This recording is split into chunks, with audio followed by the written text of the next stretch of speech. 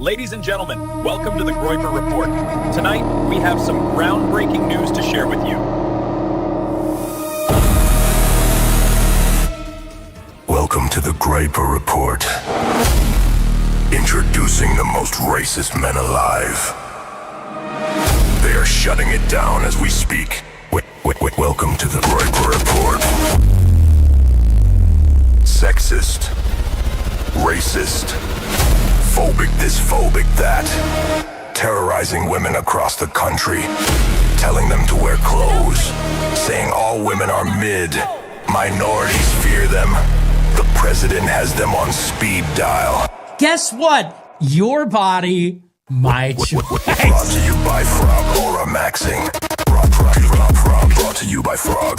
Giga Chat Central, yes, thank you for asking. They all must go. Welcome to the one and only. Defending the last white men on Earth. AtlasThugged and Josh Van Der Nord. This is the Groyper Report.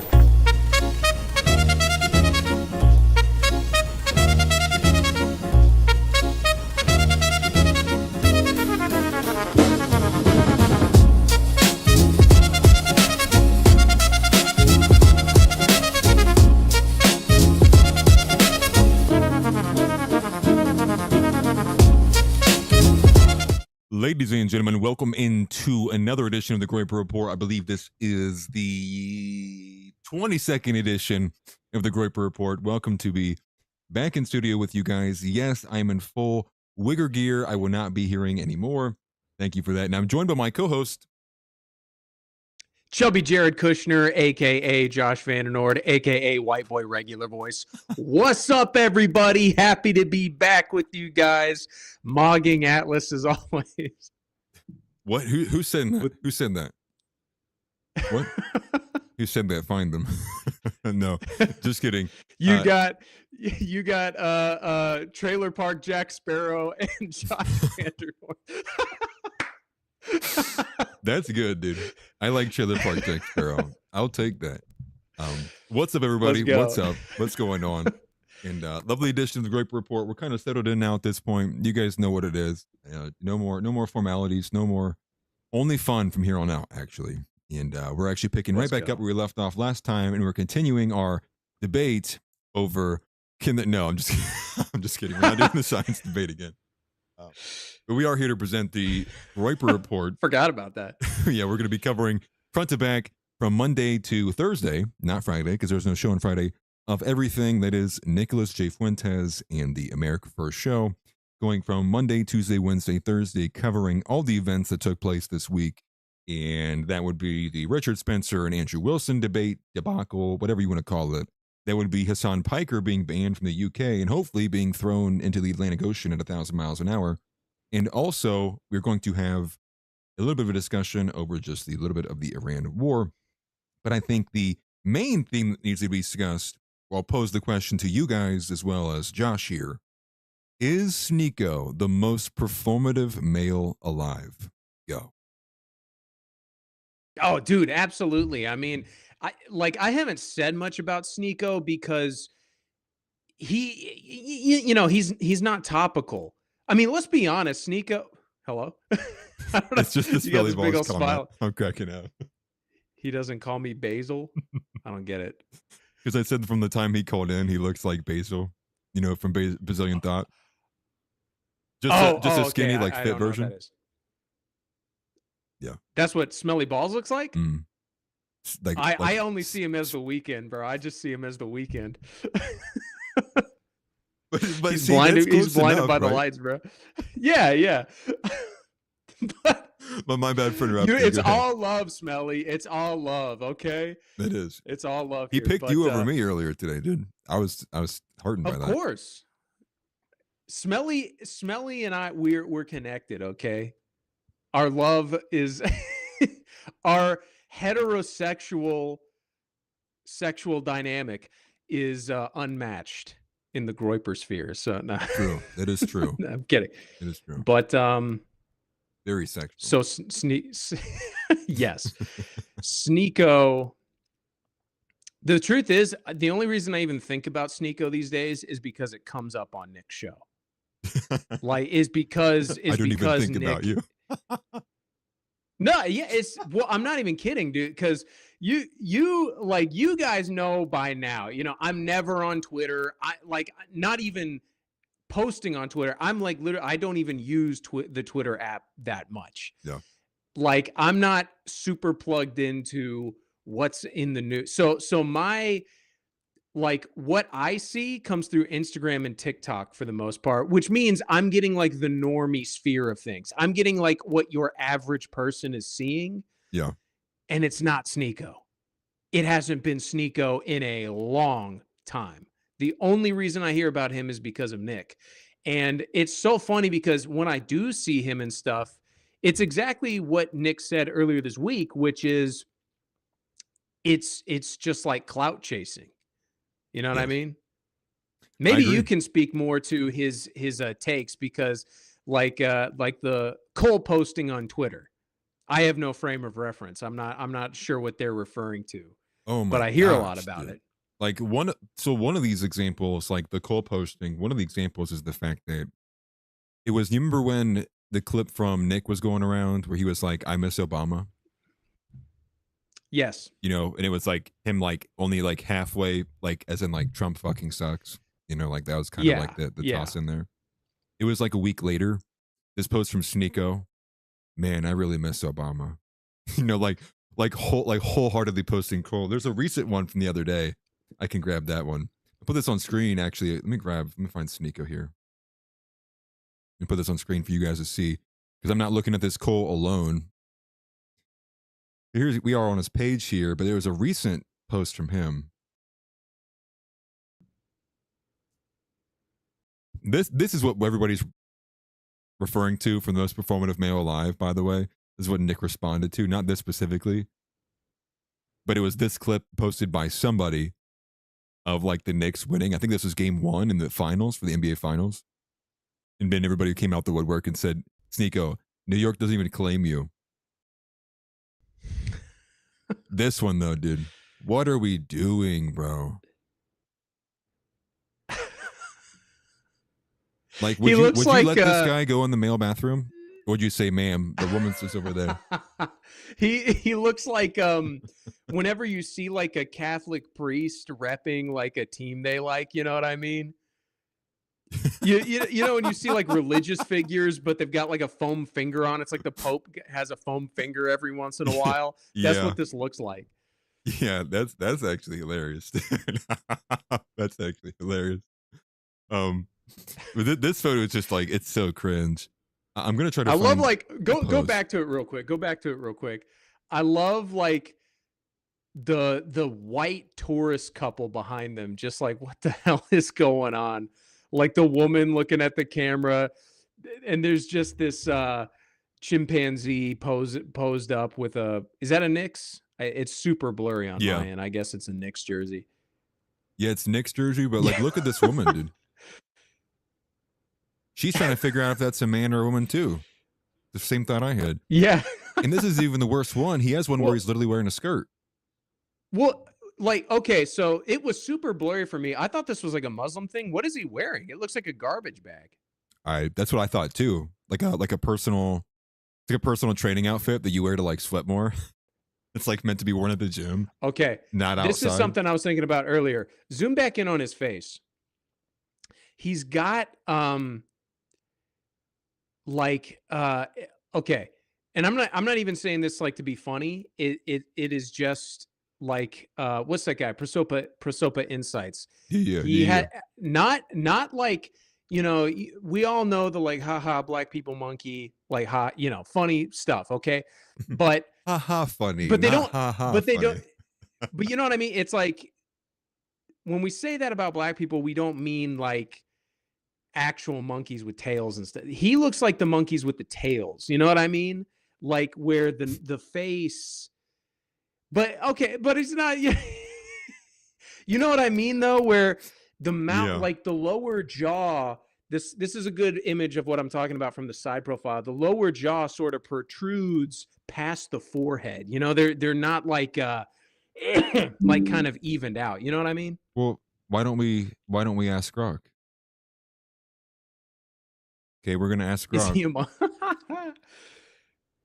What monkey does this closely resemble? All hail the conch. All hail. Grok is our conch. Yeah. What used to be a joke in SpongeBob is literally reality. Just ask the conch shell. What early hominid is this? Dude, it's gonna ban me from premium. How dare you ask such a racist question? It's having to think really hard. It's struggling, dude. It doesn't know what it needs to say here. It's actually not thinking about the request. It's asking if it can ban me from this request.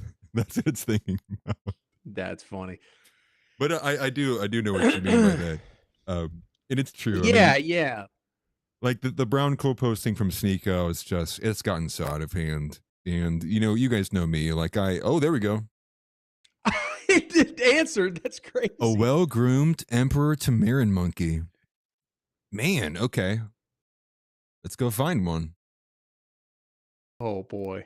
A well-groomed Emperor Tamarin monkey? Man, that's Sneeko! No, what the- no. I said it's him! He's right there! Dude, it's this one, bro. Yeah. You see what I mean? With the mouth like protrudes. That's exactly what I'm talking about.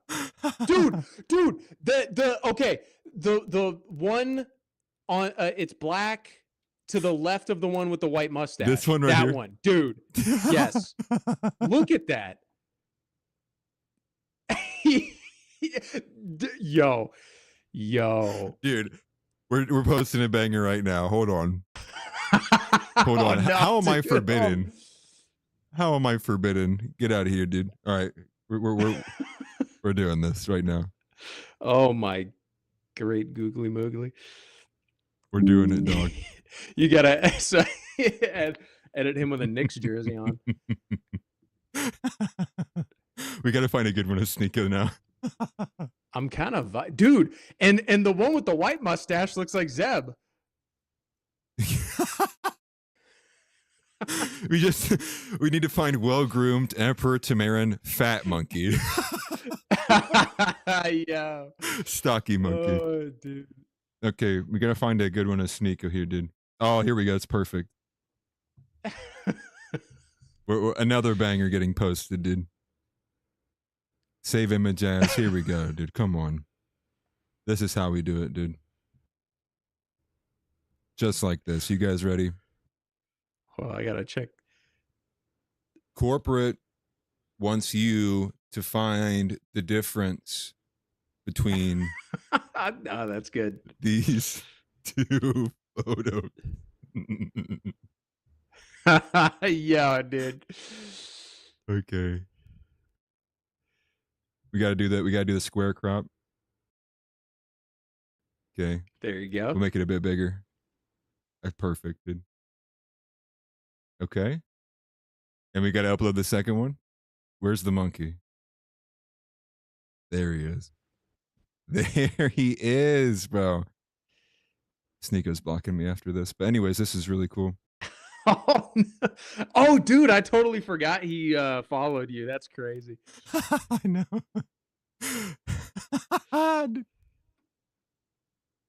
That's perfect, dude. That's perfect. What's funny is the monkey's kind of mogging him with those two photos. The monkey's kind of mocking. Yeah, but I mean, look, the monkey's like chill. He's pondering, you know. Oh, that's good, dude. That's golden. It feels like every one that I post when I'm on on stream does well. So. The monkey is not peacocking. He's not performative. That is true. The monkey's just like chilling, dude. Yeah, that's Exactly, like a candid exactly. photo. You know, he thought he saw a banana. Like he legitimately looked that way because he thought he saw a banana over there, but there wasn't one. So he's kind of just like sad, but like hiding it, so we didn't kind of notice that we Got sad. Yeah, it's like when you see those people on tour in China and they're doing all this crazy stuff to get a rise out of the monkey, and the monkey's just kind of like Yeah, dude. just hanging out, you know? Stoic monkey. Yeah, yeah. That's funny. He's like, bro, I live on the temple for a reason. What I'm a enlightened. what a great way to start the stream. Beautiful stuff, by the way. But no, to step into some of what we have for the week. I guess I'll throw it to you, Josh. This is how we've been doing it last couple of weeks. What stuck out to you the most this week? What was the most kind of riveting, controversial take from Nick? What did you think needs the most attention? What did you think was the most deserving emphasis? Well, something that was kind of new, because a lot of it was, I mean, it is stuff we've rehashed a little bit, Jews control Jews control everything. The left has to be destroyed, which we will get into. Tell me more. Yeah, yeah, exactly. But something we won't get into. We'll go into the left being destroyed, but I am eager to share my thoughts on the Richard Spencer, Andrew Wilson stuff, because I got the whole story out of order. I first heard about it when Nick responded to a super chat on his show about something he had posted about the debate. So my frame of reference was completely out of order, which is typical. And then, yeah, exactly. And then, of course, I hadn't seen Zeb in like 2 weeks either. So he was asking me about it, and he was immediately going into like, see, Nick's a Fed dude. And I was like, Zeb, come on, man. Why can't we just like chill, bro? Like, why can't we just hang out, Bro, why is it always gotta be about Nick? I want you to know that Zeb was in my stream earlier today for 5 seconds. And the 5 seconds he was there, the first word that he typed in my chat after YOLO was violence. Kid you not? It was, yeah. Hey guys, what's up? Anyways, here's how we can be violent. Dude. Bro. Well, you didn't even get a second. You didn't say hi to me, dude. You just said violence. Yeah. It's never like, how's it going, man? What's up in your world? It's, bro, you'll never believe what Nick said. And I'm like, I think I will. Yeah, I know. I think I will believe exactly what Nick said. I know you're the same as me on this because we watch regularly. And I know when there's a clip going around, and I'm like, I know it's the gears are turning in Zeb's head right now, dude. It's like, well, that was what was so funny about this to me, because and he's not here. I won't like throw him under the bus or anything, but Zeb's take, that was one of the clips where I was like, that did not trigger my Zeb tripwire, where I was thinking, oh, Zeb's gonna hate this. I know exactly what he's gonna. This was such a mundane thing, and he's like, see what he said about Andrew Wilson? I'm like, the thing about the dead kid? What's the problem? That's funny. But it's all love, Zebulon. We love you. We love. Who do you side with on it? Do you side with Richard Spencer or do you side with Wilson? Okay, all right. I guess we'll just get into that. Just name right away. Give us right away one name, and then give your explanation. So people can Wilson. be mad to the start. Wilson. You side with Wilson? So do I. But again, I still don't know the full. So I had no idea his kid. I knew his wife had a bit of a sordid past. I didn't know the specifics, and I did not know that they had a dead kid. And I also did not know that Richard Spencer made fun of it. And it was such a, I saw the clip later, and it was such a, like, he was, you could tell he was unsure about even saying it. And then he did. And then, but the dude who he was talking to, I think it was Josiah Moody, was like, yo, I don't know. But because that guy was kind of wishy-washy, Richard Spencer just doubled down on it. Yeah. But to me, I agree. The manosphere debate, like, people on our side are debating the manosphere. Shut up, dude. Like, it does not matter. I definitely agree with probably more of Richard Spencer's side of the debate. But I interesting. but I haven't watched the debate. I don't know everything that he said. I obviously don't condone what he said about his kid. I don't think that Andrew Wilson is a cuck for marrying a divorcee. Yeah. It's to me, it's kind of like Nick said. It's not ideal, but it just is what it is. You know what I mean? Right. It's going to happen. Like, look, and that's the thing. Look, especially you, Atlas, because you're completely awake on the woman question. That's something you talk a lot about. But we also understand that like they're human beings. Right. And you when you're online, what you're really seeing is the worst of it. I know people in my personal life that made a mistake.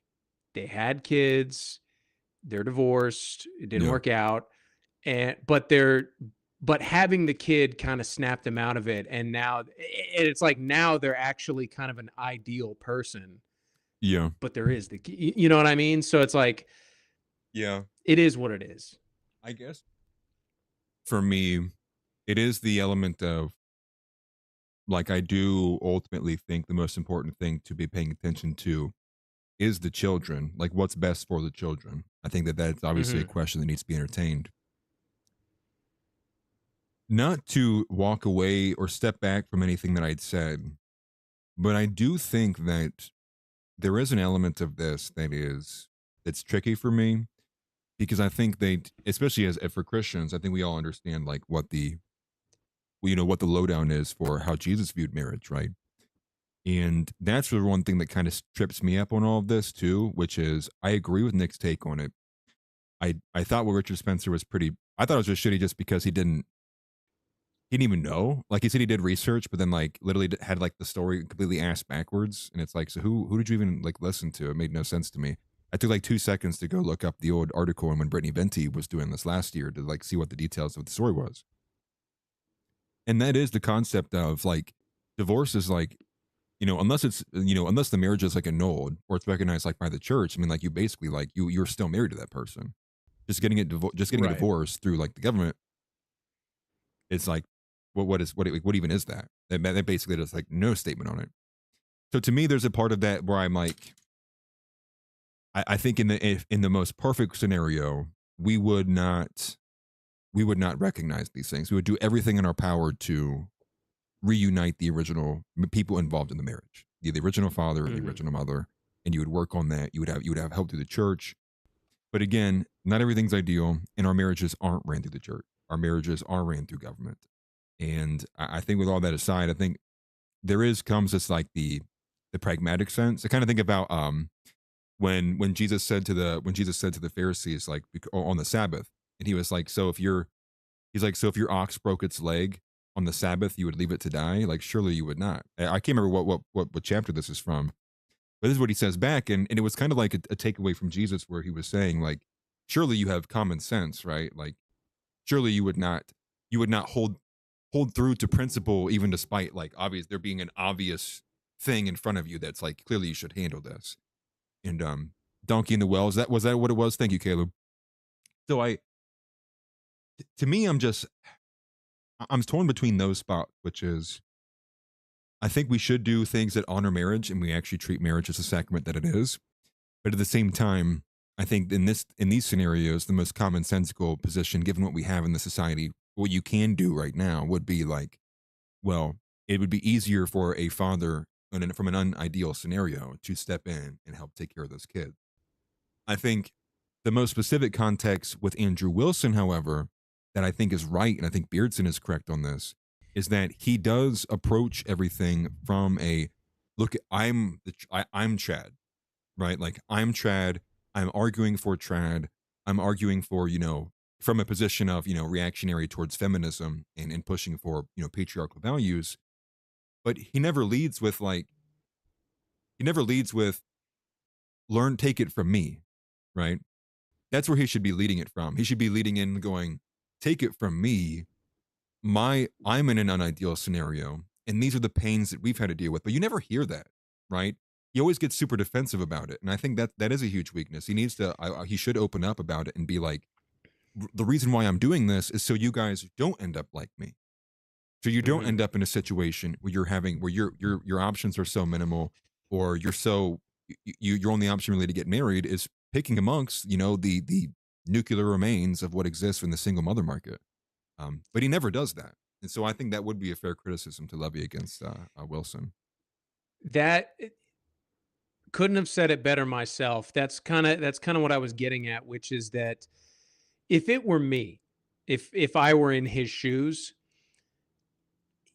he gets defensive because the manosphere thing is like be 35, have a 20-year-old wife, breed with this kind of like the even in a nuclear family, the most Chad version of that. Yeah, And what he's saying is, no, no, no, what I did was just as good, if not better. And we know it's not. right. We know that's not ideal. It's maybe ideal for the kids, just dealing with the cards they were dealt with. But you know what I mean? It's like ideally you guys would have been married in high school and the kids would Right. be grown up by now. You know what I mean? Exactly. Just be honest about it. Because to me, even from a debate standpoint, I think he should. If Richard Spencer, who is what is he like, almost 40 years old, Yeah. not married. I mean, he's not Christian, so it's not like he cares. Right. But they are talking about like the most Chad version of a man. And if we're talking about virtues, like, look, I understand that. It's kind of like what Nick said. Is like I understand that there's a lot of rock stars in the world, and I'm not saying that I'm like what I did is not the cool thing, Yeah. but I felt compelled by my faith in God. I met this woman, we fell in love. She had a sordid past, but she came around. You know what I mean? Like she Right. came to Christ in a real way. I admired that, and I love her kids like they're my own. And there's nothing wrong. Like if he had said Yeah. it like that, I'd be absolutely Right. But he avoids it, and I think the reason why he right. avoids it is because it is like for lack of a better word, like a chink in his armor, essentially. It's like Yes. it's a hole, and I think it takes away from his more like smoking cigarette kind of brand, right? Which is I'm this big Chad, come look at me. But what is the reality there? And I think that's all fair Well, criticism. yeah, and that's one of my biggest criticisms of Andrew Wilson in general is he is performative. He is very Yeah. showy, and he does come off at times like a little bit insecure, and especially when I remember there was that girl, like pale skinned, dark haired girl that debated him a little while back, and she pressed him on that, like, doesn't your wife have two baby daddies? And he got like Yeah. super pressed about it. Yeah, he was And like, it's you just eat. look, He's like, you eat schniz or something like that. I think was his immediate Yeah. response. Yeah, yeah, I remember that. you it was, lick sniz. It was not so erudite. Not so erudite, I believe was the girl's name. Also, I just noticed I have a massive hole in my sweatshirt. Which I'm is writing crazy. that down. Yeah, it's like not so erudite. Erudite. I do believe is the name of the girl streamer who gave that clap back to Wilson. But I wanted to mention this for you when we got too far. This chat comes in from Gesundheit One. They say my father abused his kids and my mother horrifically. We begged her to leave him. She was scared because her family didn't believe in divorce and they were religious. I despise her for being weak. Now, wholeheartedly, that would be a reason to get divorced. If the father is literally abusing the children, like committing criminal activity against the children, like that would be a reason. Like you should be separated away from him. Like at the bare minimum, like even if it doesn't result in a divorce, and he's just like you should be away from that person. Like if he's harming the kids, and I would imagine this is probably the majority of how most marriages were probably annulled in the church. Would have been like abuse of some level like that, like whether it was abuse of abandonment, or whether it would be like abuse of like physical abuse. Like excessive physical abuse, and especially towards kids too. But no, that would be a This is situation I why would say is just ultimately like at the bare minimum, even if you don't go pursue divorce papers, you at least find another place to live. Like you move on and you figure out how to get away and get out and get safe. And I am sorry to hear that. Ultimately, I know it's probably but a huge point of in your life, and so I am hard to see it. Sorry to hear that. yeah, I that's the thing is even in the Christian worldview, it's not as black and white as we would even like it to be. You know what I mean? Like especially nowadays, the Christian consensus is a super feminized, like the lovey-dovey version of Christianity. I mean, I've got a friend who went to seminary, and we were talking about, like these like atheist debate type people, and he brought up a specific example, and he's like, "What would you say to this guy?" And I was like, "I wouldn't talk to him at all." Like, he was like, "What would you say to trying to convert this guy?" I was like, "Nothing. He's clearly not interested in it. Like any, it would be an exercise in futility, and it's just casting pearls before swine." And he goes, "That is like, I've never heard that before." And I was like, "That was Jesus that said that." And he's like, "Really?" And it's Yep. Jesus Christ said, there's certain people, don't waste your time. Right. It's Exactly. everyone. No one is beyond redemption, but not everyone can be saved. And it's not because you're not trying enough. It's because they refuse to be. And I know that's kind of a tangent, but my point Yeah. being is, it's like, you got to have people in your life, whether it's pastors, whether it's close friends, that can look at these things from an objective point of view. Because there's some people, you hear stories like Andrew Wilson's wife, the Phil Robertson guy from that, Duck Dynasty. I don't know if you're familiar with that whole story, but he I was am an not. alcoholic, and then he was a super alcoholic, and his wife was going to leave him, but then he had a come to Jesus moment, and he was a super devout Christian. Yeah. There's something, but like, it does take a certain level of wisdom to tell who is worth investing your time and energy into saving, and who it is literally only the Holy Spirit can save this guy. Yeah. The best thing for me to do is just cut ties. Yeah. Well, and I think what's being left behind in all of this context in this discussion is, I think the primary point that I think Nick came in with, which, and again, I think we go ahead and just play that. Actually, we'll go ahead and grab this Let's do it. before we continue going much further. But I do think it goes alongside that element which you're saying, like not staying married, Gesundheit. But I think when you look at the average situation, and so if the average situation is that most marriages don't have children until they're like a year or two or further in, and they're also at a rate of most marriages don't make it even 8 years. Well, that would mean that probably on average most kids are experiencing divorce between ages like 5 to 9 or 5 to 10. And the big point there is, you could really, if you wanted to reduce a lot of the social rot in society, you could reduce it into two words, and you could call it fatherless behavior.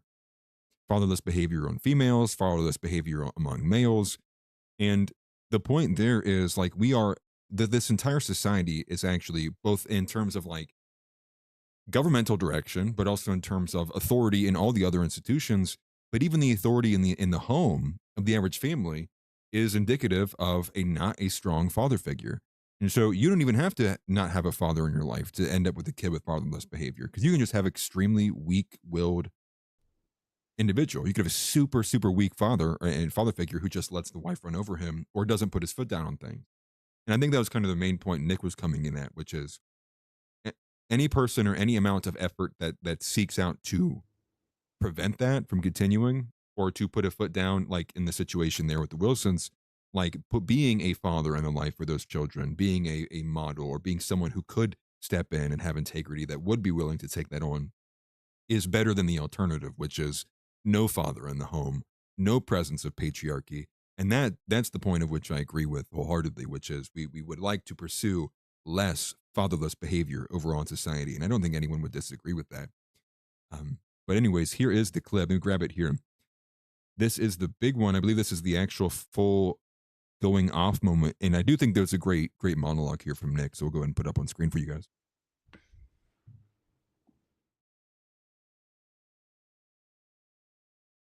Sent $20. Congrats. El take el jefe. Andrew sucks and you know it. Transcended love perhaps, but real masculinity shouldn't be conflated with being a cuck raising cuckoo children.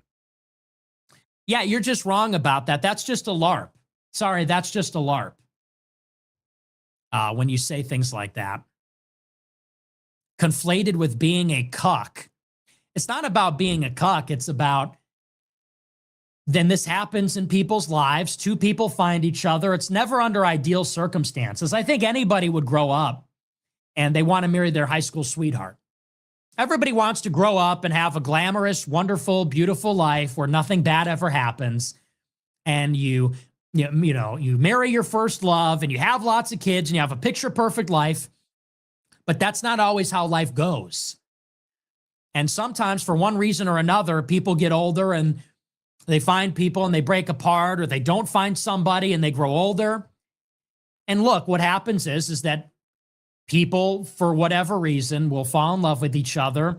There'll be kids from a previous relationship for one reason or another. Sometimes it's a widow. Sometimes the husband dies under tragic circumstances. It's not always the case that a woman is just sleeping around. Sometimes there's legitimate circumstances. There's domestic abuse. These things do happen. And then you might find a guy who, let's face it, guy's getting older, can't find a wife, finds a nice enough, decent woman. She's got kids. And yeah, it actually does take a lot of integrity, and it does take a lot of self-assuredness, and I think piety, to step in and have love for those children and not resent them.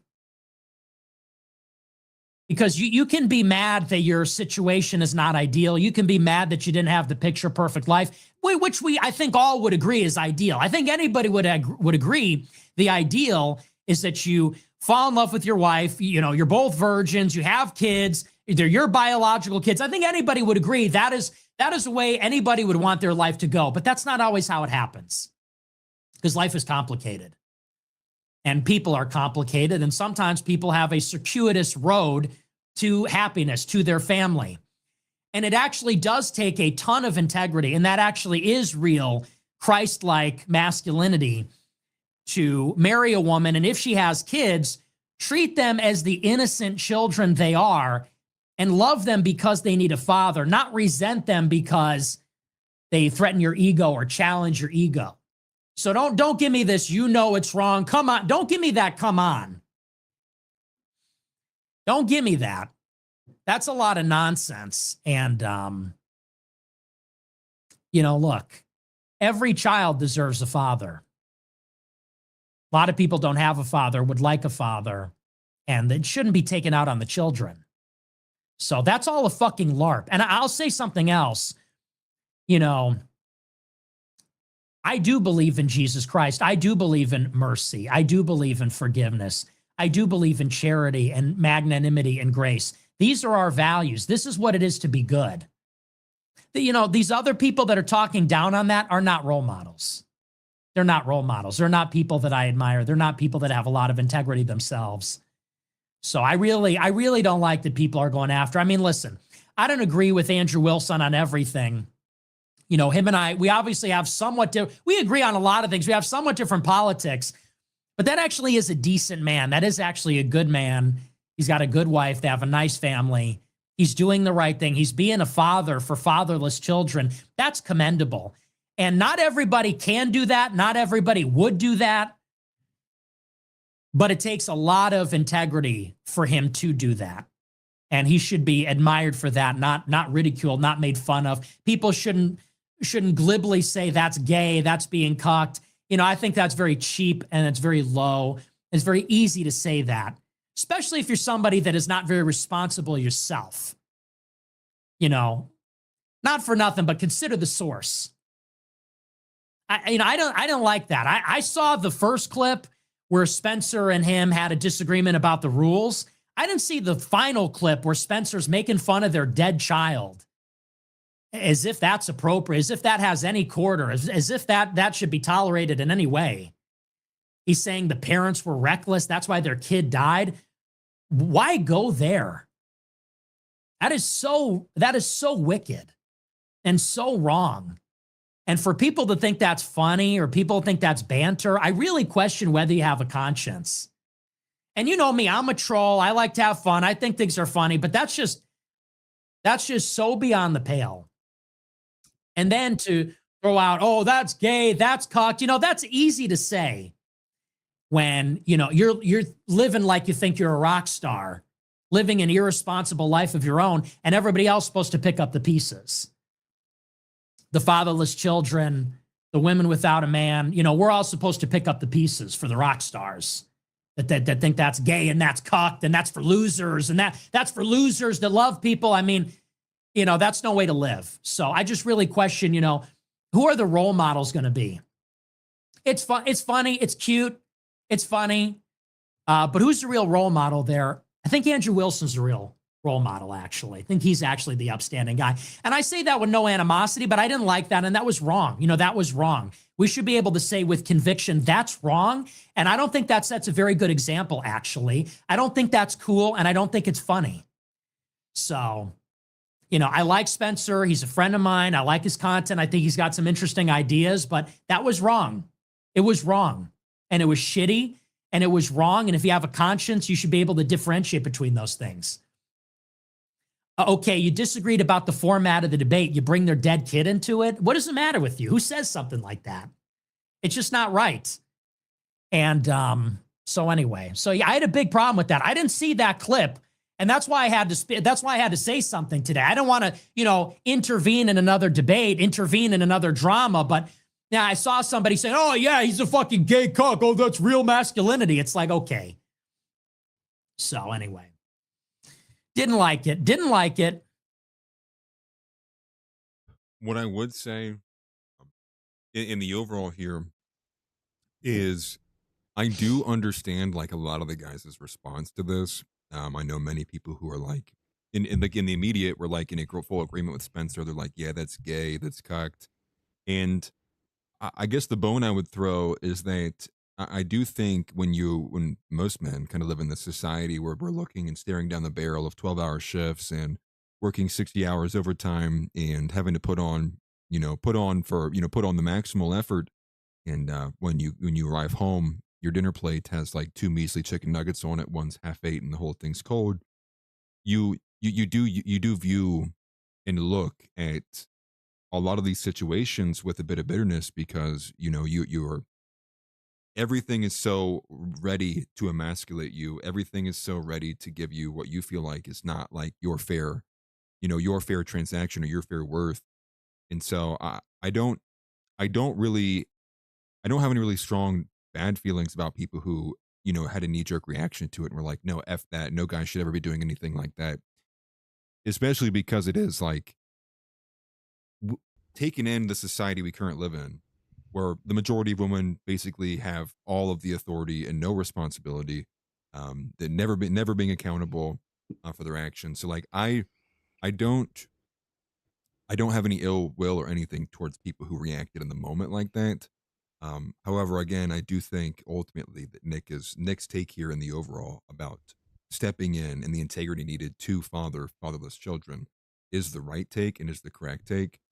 And I know that probably sounds like choking down sawdust to most guys who are like dealing with a shit woman of their own or like have negative experiences with that. Because I understand how it's hard for those things to gel together. And so I get it. I mean, like, trust me, I speak about this all the time. It is no fun sight when you look at the gender war or the dating market at all, because it is loaded with basically 1,000 ways for a male to lose and one way to win. It's basically like you're asking for a lottery ticket to basically not get screwed, whether in court or in some other way like that. So that would be what I would say just overall for, to appease people who are probably in full disagreement with Wilson, maybe agree with Richard Spencer on some of this stuff. But again, the dead kid thing was way too far. And not only was out of bounds, as we brought up in that context, out of bounds in the fact that Richard had no idea what he was talking about. And I'm really a proponent of really only trying to talk about things that you have at least an ounce of understanding about. So that'd be my take. But Josh? I don't like ugly, stupid people. That's a Richard Spencer. I don't know if you got that, but but I do agree, and I get where you're coming from, Atlas. Kind of because like what you said, people's sort of knee-jerk reaction to that was like, this woman had sex before she had sex with you, blah, blah, blah. I get where people are coming from, because what we are being like blasted with every day is just soul sucking and drain. You see a pretty white girl with a mixed kid going on TikTok and finger wagging in our face. And it's so easy to to have our resentment stirred up and look at her and her kid even with like resentment rather than pity. That is the Christ-like thing, is to sort of step out of your initial feelings, which are based off of well-informed opinions, based on facts that most people aren't aware of. We're red pilled. Oh, it is what Yeah. But at the same time, having genuine spite and hate in your heart, because listen, I catch myself doing that too sometimes, where I'll be out in public and you see like a mixed kid or some black kids, they're chimping out, they're asking crazy, and Yeah. I find myself, I look at them, and what I see, what's going through my head is, this is America's future. America's going down the toilet. What is it going to be like for my kids? And you're Yeah. projecting your fear onto this child. But Right. God loves them just as much as he loves. We're all Exactly. fallen. We are no better. Yes, we might be better at building ships. We might have more inventors, but Yeah. God Right. doesn't give a shit if we get to the moon first. You know what I mean? Right. We have to win, not because it's what's best for us. We have to win because it's what's best for everybody. But if we let the hate sort of seep in, then what is the victory? You know what I mean? Then it's Agreed. just another victory for the enemy. I agree with Richard Spencer on some things, but Richard Spencer winning, if Richard's, like the spirit of Richard Spencer were to Yeah. take over, and that were to be like the ruling class in like 100 years, I wouldn't consider that good.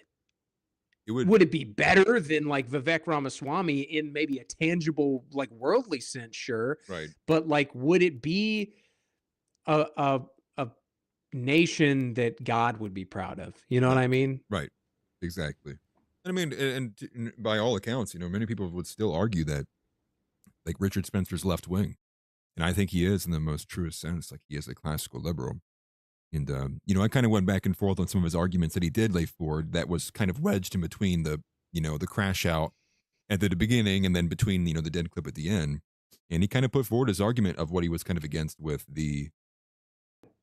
he put forward what his argument was against the manosphere. And he viewed the manosphere as being this, like what Andrew Wilson is arguing for, as well as many other red pillars. Richard Spencer says he views it as a socialist kind of way to view how women should be allocated amongst men.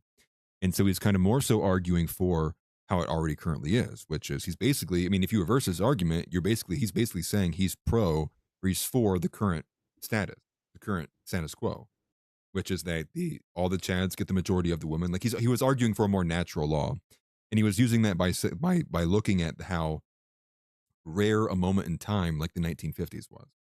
And how rare that was for like so many middle class people to be middle class, but also to be in marriages and own homes and own property. And so he's looking at that like that's like it's a hard thing to get back to because it's such a rare thing in time. But I'd say he's also maybe more so arguing for like the unrestricted, more natural kind of result of the way things go. But like the way I argued back against that on stream was, I mean, think about human sacrifice, how natural human sacrifice was before colonization. Or look at Dean Withers when people argue for homosexual relationships. They look how many ducks are fucking each other in the butt. Look how many other animals have gay sex. And it's like, yeah, but just because something is naturally occurring is not evidence or a indicator that it should be naturally occurring. It's just simply it does, right? It's not like a good. You can't assign a good or an evil to that. I wouldn't say. I wouldn't argue for it. I do want to go to this one comment here from JR or Junior, which I'll respond to in the comments where I can. He says, "This is coming from the same person who said dating women, having sex with women, and marriage are all gay. Now you're expected to take him seriously when he says being a stepdad is noble." And I don't understand how these are. To me, they both are right. Like dating women is literally gay. You have to basically walk yourself through humiliation rituals, one step after another. having sex with women, and obviously, this is an inability to obviously take a joke, but marriage overall, like that, it is gay. Most, if you look at the average man who's married right now, and you see the way that they operate their lives, we would all call it gay. And that's more of a broad contention we all have, which is the majority of marriages aren't reflective of a biblical Christian marriage. It's the same argument from Joel Webbin. It's the same argument from many of these other individuals. But to say, like, because he calls a spade, and then he also then calls a spade, I don't know. I just don't get it. And I think people are just so caught up on stuff like that. But Chad already took care of you, it looks like. And it is. I mean, like, I just don't get it, and I don't understand that, like, how people can't see that. Like, yes, marriage is gay. It literally is gay, and I would tell that to my wife too. She knows I would say that too, but she knows I don't mean that as in the sense of like I hate you and don't want to be with you. It's like, no, it's like the prototypical, like, let's get excited. Okay, we're doing, it's just like, it is gay. Like, most young men are not wanting to actively pursue that, like, in the sense of what we would understand it to be. Like, most men are pursuing the edge, right? They're pursuing like what they can get on the fringes, the peaks, the apex, like, obviously. And to even have to say that, it's like, man, go ahead. It's so true, because I was when I missed Groyper Report last week is because I was out of town, and one of the things I did was I went to a cousin's wedding. So I'm there with my family, my brothers, my sisters, and one of my sisters is getting married in October, and we were talking about how, like, men crying at wedding, like, we were just talking about wedding stuff. Yeah. And one of my sisters goes, I'm going to be so upset if my husband doesn't cry at our wedding when I walk down the aisle. And it's like, what are we doing, dude? Like, humiliation ritual. it is a humiliation ritual. Yeah. And it's like, would you want to marry a guy who would do that? Like, and listen, here's the thing. It's not the end of the world, I think, if a guy does it, but like wanting the guy to do it, I shouldn't rag on my sister, but you know what I mean, though. It's like this wedding culture stuff. A wedding is supposed to be a like public profession before God that we are now a couple. We are now one flesh. Yeah. Not this like performative act. Exactly.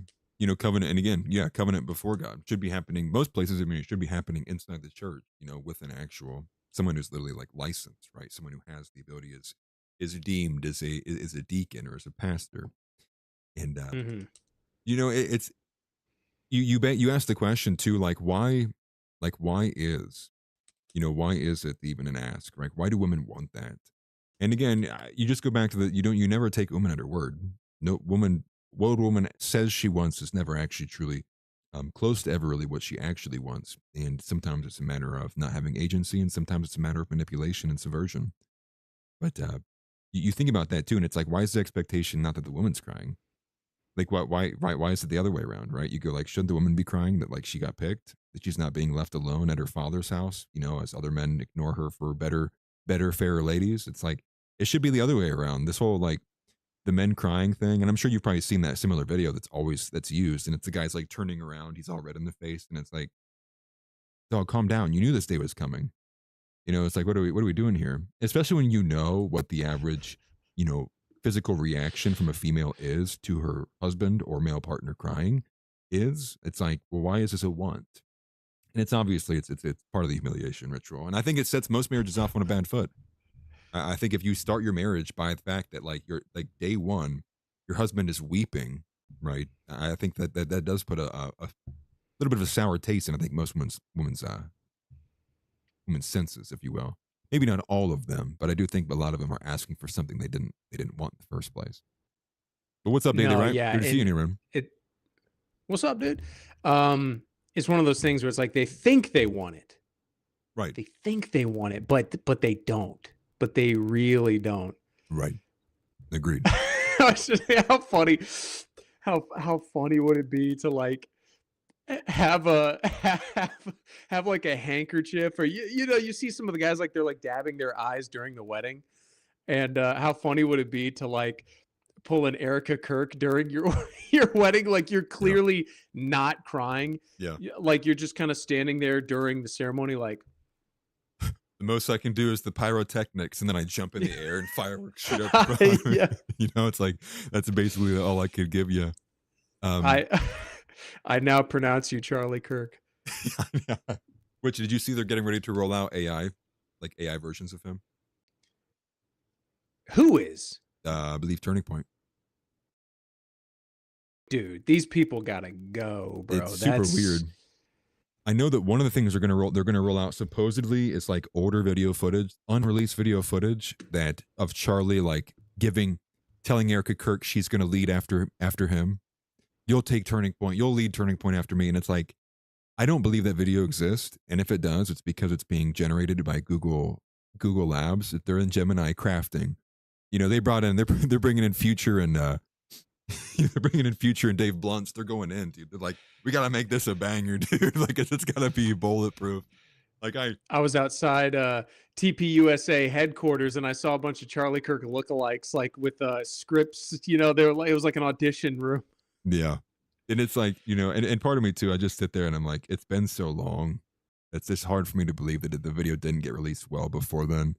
And sure, you know, so if I don't even know how you say your name, but he says they did release the video and it's not AI. So fair enough. I mean, AI is getting really good, so I don't even know if I'd be able to tell the difference from it or not. I'm just saying I really don't believe it. I heavily and highly doubt it, even from Charlie Kirk, as someone who I find to be a bit more liberal on his conservative beliefs. I really, really, really doubt that. That's what he would want or would be his intention by any means. But the next point here from JR is, we'll just continue on this thread here. He says, let's stop pretending Nick's pro-traditional family. In values, that's kind of my point. He's attacking the things that lead to family, kids, etc., because they are foreign to him. And I don't think anybody who is a Groyper would sit there and agree with you that that Nick's attacks the traditional family values. That this, like, to me, that just is like that. It feels like we're entertaining the musings of a madman at this point, because I don't think anybody even sees what you're saying here. And again, like, so does an Andrew Wilson. Andrew Wilson attacks the modern conception of modern marriages, right? And all those things. And I don't know, maybe the inability to separate that is just blinded by wanting to find a dig on him, or just being so ready and willing to castigate him. But again, I don't think anybody would agree with you on that. And to say that he doesn't push for pro-traditional values, I think is insane. You know, is it to say like he has no, you know, he can't have any, you know, critical nature of it? It's like, come on. Most modern marriages are set up and everyone's just gay as fuck. Like, it's just reality. Like, come on. Like, it's the guys being dog walked by the wife. No one steps in and tells the wife no. Feminism's running rampant. We're living under the genocracy. Like that.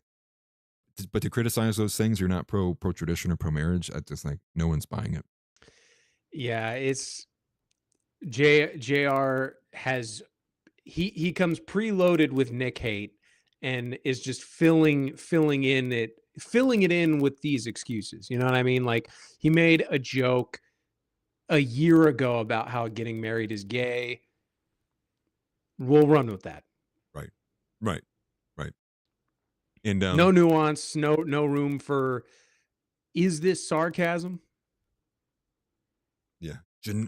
Genocracy. We need to do one instead of like the Star Wars moment where they're like, if you know, who says that line? Something democracy. Is it Obi-Wan? It's Obi-Wan, where he's like, my allegiance is to the Republic, to democracy. Yes. We need to do one, but it's someone going like, my allegiance is to the genocracy. It's not to the Republic. If you're not, it's genocracy. If you're not married, then you're my enemy. Yeah. That's funny. Dude, you can make some good one. You could get some good bangers for that ultimately. And hell yeah, dude. Wholeheartedly. The other right says, Nick is attacking all the anti-Israel people though. Yes, true. Yeah, because we could have a good discussion about this, but yeah, I've been attacking a lot of the anti-Israel people too.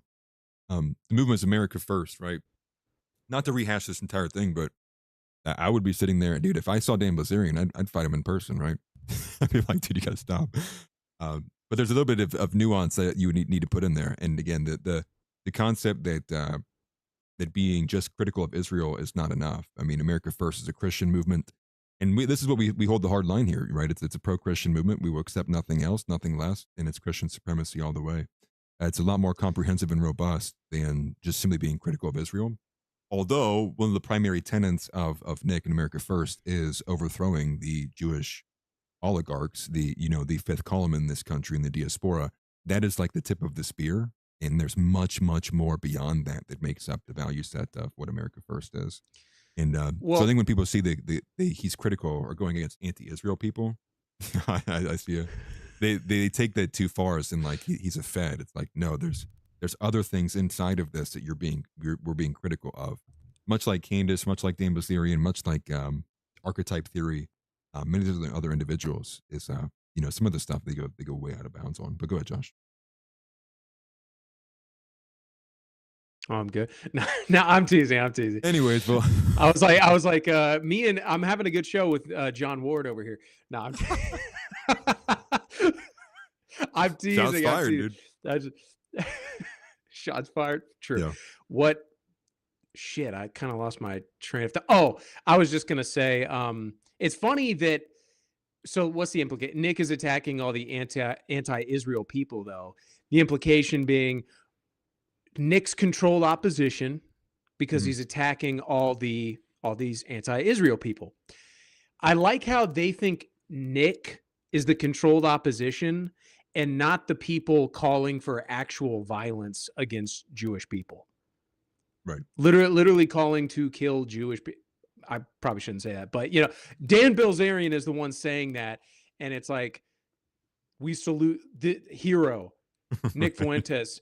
Right. Maybe we should love our enemies and just recognize the problem and deal with it in a different way than violence. And it's like, whoa, Fed behavior. Well, this is curious, actually. Is this the viewpoint? Is this the viewpoint from people who don't agree with Nick? That because Daily Riot says modern Christianity is commercialized TPUSA nonsense, to which every single Groyper would agree. I guess is this the viewpoint? I guess is this I know this is a serious question. Is that the concept that is of those who are detracting, or I guess who disagree with Nick, that he is pushing modern Christianity? Well, okay, so maybe you can help me out with it. I don't recognize this guy, Daily Riot. I think I heard you mention him before. Has he been in your chat at all? I don't know if he's been in my Daily chat. Riot.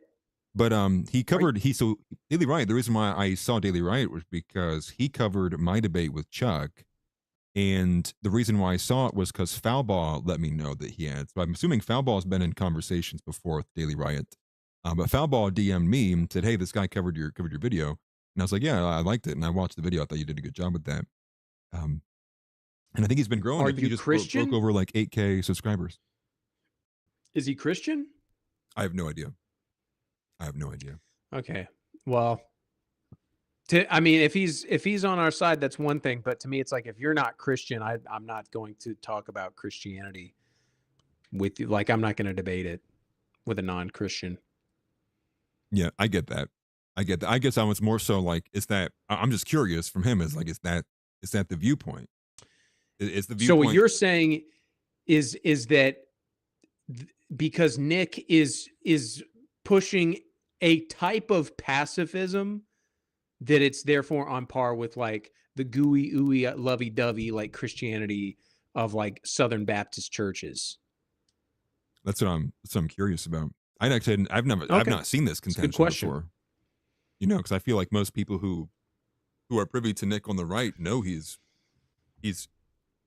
radical Christian, or they would say in the words of Jeremy Boring, abysmal morality, right? Like many people attack him for like he's not a Christian because he's like racist or something to that effect. And sure. But he says, Daily Riot says, I was raised Christian. I'm fully understanding of the culture. I'm Armenian. My country was the first Christian nation in the world. And that's what I guess we'd have to maybe have a discussion about it, but that's cool to know. I was just more so wanting to know, like, is that the idea? Do you think Nick here's probably the better way to ask this. Do you think that Nick and Charlie Kirk are the same kind of Christian? Is that the better way to frame that? Good question. Yeah. Yeah, we should have a discussion about that. I wholeheartedly, I don't think that they are. I think that they never were, actually. And I think that you could say, actually, that you could summarize their contentions by that fact, actually. I think you could say that this is actually maybe the majorative reason that separated them, where Charlie Kirk was a lot more pro to the egalitarian, non-denominational, everybody, less concerned about tradition and rules, and more so about maybe the pro thing. Okay, so you don't think they're the same. Okay, cool. That's just what I was concerned. Because if that was a thing, I would have been like, I just never had heard that before. But perhaps maybe people think that. I don't know. I know there's a lot of people who don't agree with Nick but are Israel critical. Somebody says, "Am I still Nazarene?" I am not. I am not still Nazarene. I'm in to the Nazarene Church. Although the Nazarene Church is the only church I actually have a membership to, because I was there for like 12 years, something like that, maybe a little over a decade. He's Albanian Orthodox. Yeah, Albanian. Yeah, Albanian. Yeah, Albanian. Yes, I am Albanian and black. Albanian and black. And Slavic and Spanish and French and German and English and American. But at the end of the day, I'm just a wigger. So like that's just the way it is, man. That's just what it is, man. Oh, dude, that reminds me. When you were doing your kick stream and someone super chatted in a full song, and it was Mask Off. Nice. Yes. Yeah, from Future. Dude, I was like, I was vibing in the car. Pete. That's a throwback, dude. I know. Yeah, people didn't know that they could do that with the power chat. They ripped him the last stream that we did, or 2 streams ago, I should say. Between that one, and then we got another song from Hippocratic Oath. I can't remember which one that he sent in though, but there's some bangers in there. But yeah, Day the Right, reach out to me. I'm on X as well. Probably the best way to get a hold of me. I responded to you in one of the comments there, but somebody got a hold of me and said that YouTube censors on X or DM me. Like it'll just censor those chats. So if you're trying to get a hold of me, I am on X, at Atlas_Thugged_. But I can also go to my way and find you. I think I might actually already follow you on X, by the way. So I can reach out. We can do something this month if you are free for it. But I guess we kind of beat this topic to death. We're a little over an hour. One of the next topics would be, unless you want to keep going on it. Go ahead. No. I was just going like, whoa, we're over an hour. What were you going to suggest? Well, we have a couple elements that we can go to. I mean, while we're on the woman element, we have what I thought was a good response to the super chat that was like, "I'm a feminist and I'm glad you taught me to take my own side," like the chirping one from Thursday. Oh, that one I thought was a good one. We have that one, and then we also have his message on Wednesday about white people uniting and like the message to move forward for white people. There's also the element of Nick questioning Tucker's like loyalty to white people. I thought that was a good segment as well too. Yeah, that was one I definitely wanted to touch on. Okay, let's do that one. That was the only one you responded to. Let's do it. So let's do that one. You're like deadpan, dead in the eyes. Then I'm like, Tucker doesn't loyal to white people. You're like, yes. You're like, yes. That one. Let's do it. All right, pulling it up now.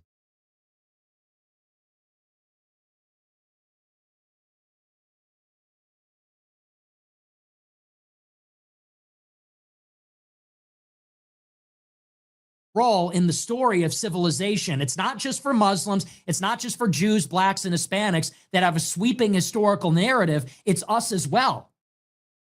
We have our roots in Greece and Rome and in the Spanish Empire and the British Empire. And we have culture and we have an identity and we have a role in the eschaton. We have a role in the cosmos. We have a role on the planet. And that is the last thing that Peter Thiel and J.D. Vance and Tucker want you to believe. They're pushing this low-rent, colorblind meritocracy. Hey, guys, we really need to focus on lowering the income tax. We really need to focus on making Netflix subscriptions more affordable or something like that. They do not want young white men knowing they are white, knowing they are Christian, knowing they are American, knowing this is our birthright, being willing to fight for it, being willing to die for it. They don't want that. They want white people to stay on this little plantation on their side of it, voting Republican, voting for J.D. Vance alongside their new Indian neighbors and their new Jewish neighbors and their new neighbors from all over the world that are all going to be good, colorblind, meritocratic citizens, not having blood guilt.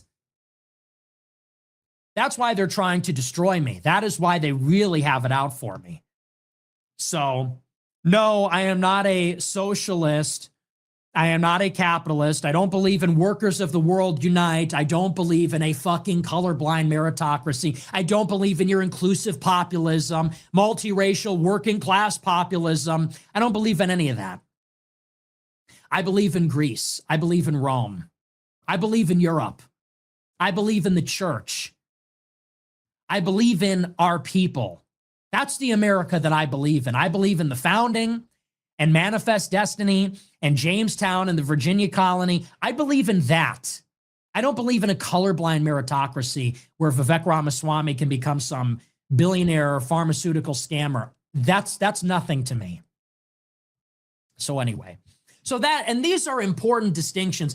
I tweeted this at Tucker earlier today. I replied to his video and I said basically this, and I see some idiots say, I know you don't like Tucker. It's not a question of whether we like each other. I don't like him. He doesn't like me. That's fine.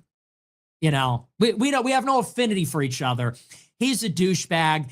I'm the kid in my basement from Chicago, whatever. No love lost. It's not about that. It's about the fact that he is telling you Israel's not my enemy and white identity is the most dangerous thing we can do. That's all you need to know. And I'm telling white people, get together, get stronger, get smarter, get better, be a credit to your race, be a hero, honor your ancestors, be an agent of white power and our civilization in the world, and recognize that no, Jews are not actually our friends in this struggle. They're not. These guys like, we talk about them all the time, Sean McGuire, Joe Lonsdale, Michael Millerman, when they tell you who they are, listen. They say, no, fellow Jews, nobody cares about anti-Semitism. Talk about the West instead. Joe Lonsdale says, the real hero we should all look up to is, well, who did he say? Cyrus. We should all look up to Cyrus, the Persian king, the Jewish Messiah. All of us white people should strive to be like Cyrus. Is that what you told Trump? That he needs to be the Jewish Messiah? No, sorry. I don't trust you people. You people are not on our side. You people are with Jerusalem. We are with Rome. That's the difference. What side is Tucker on? I don't know, frankly. He should be more honest about it. What side is Peter Thiel on? I'm not sure. They should be more honest about that. And yeah, Tucker is obviously, he is the containment, right? Which is what Tucker is, right? Trying to get ahead and obviously try to stay one step ahead of where Nick is at. Obviously, I think what we've talked about before, Zeb's talked about this before, the positioning of Tucker and many of these other, and you would include Candace in this, but I think Tucker is more representative of this specifically, which is trying to catch all the fallout of people, of Nick's audience, which is trying to basically act as a net for anybody who is not, falls away from Nick's message will be swept into Tucker's, especially if they have issues with any kind of racial identitarianism, or anything perhaps maybe too forward or maybe too fascist, any sense like that, authoritarian, if you will. And so there's a good one that you put in here too. Let me find this. He says, this is from Daily Writing, because we're gonna have a back and forth here. He says, to your point about nonviolent solutions, name a time a country was taken back or reversed a government position without violence. There are many. Berlin Wall for start.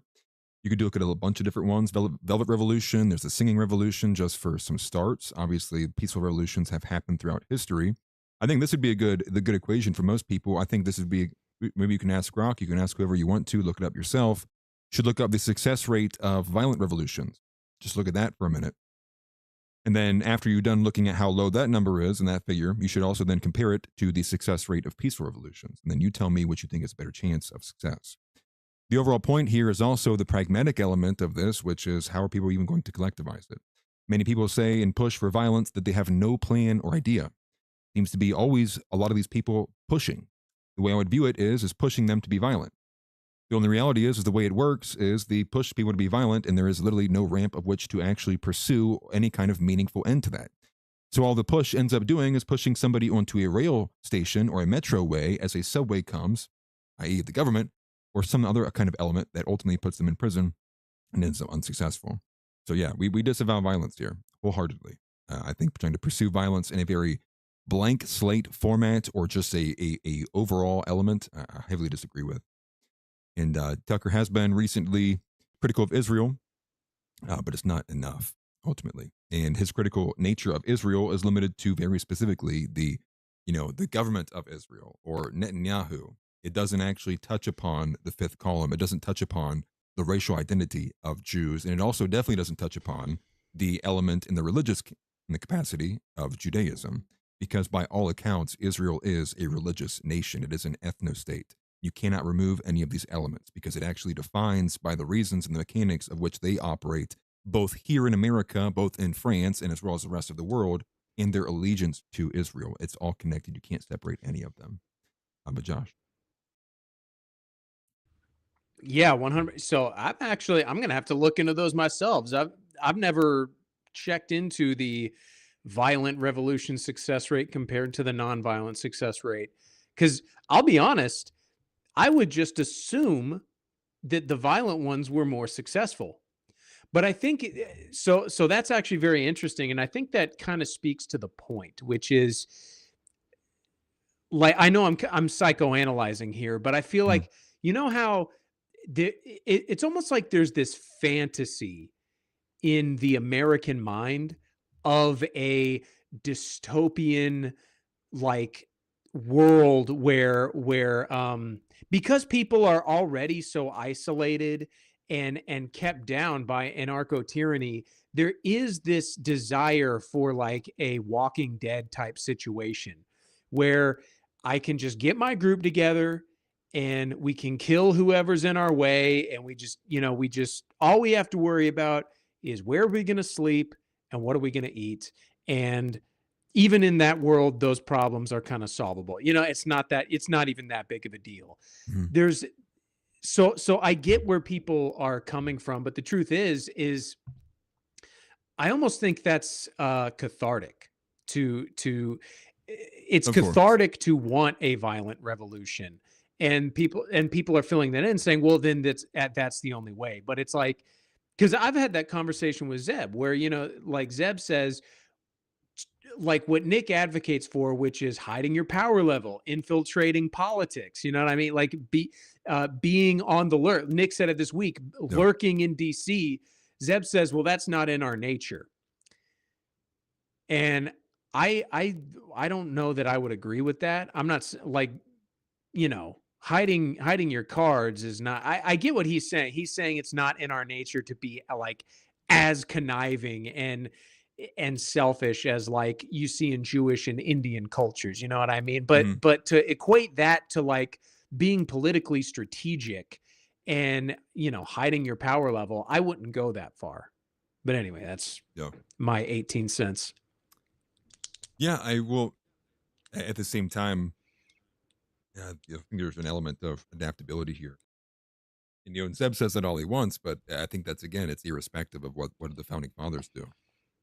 Is the concept amongst everybody who's pushing for violence, or has an open ear to violence, that the founding fathers just slapped everybody around and said, "Come on, guys, it's time," and they did it? It was like, no, they met for long periods at a time, over a course of years, like under using pen names, like they hid their power levels, they had to, and that was back then, right? That was like a long time ago, with way fewer surveillance apparatuses to be able to take the information down, write it down, group them, tag them, put them on some kind of sub-threat category from the FBI, whether it's like NVE or something to this level too.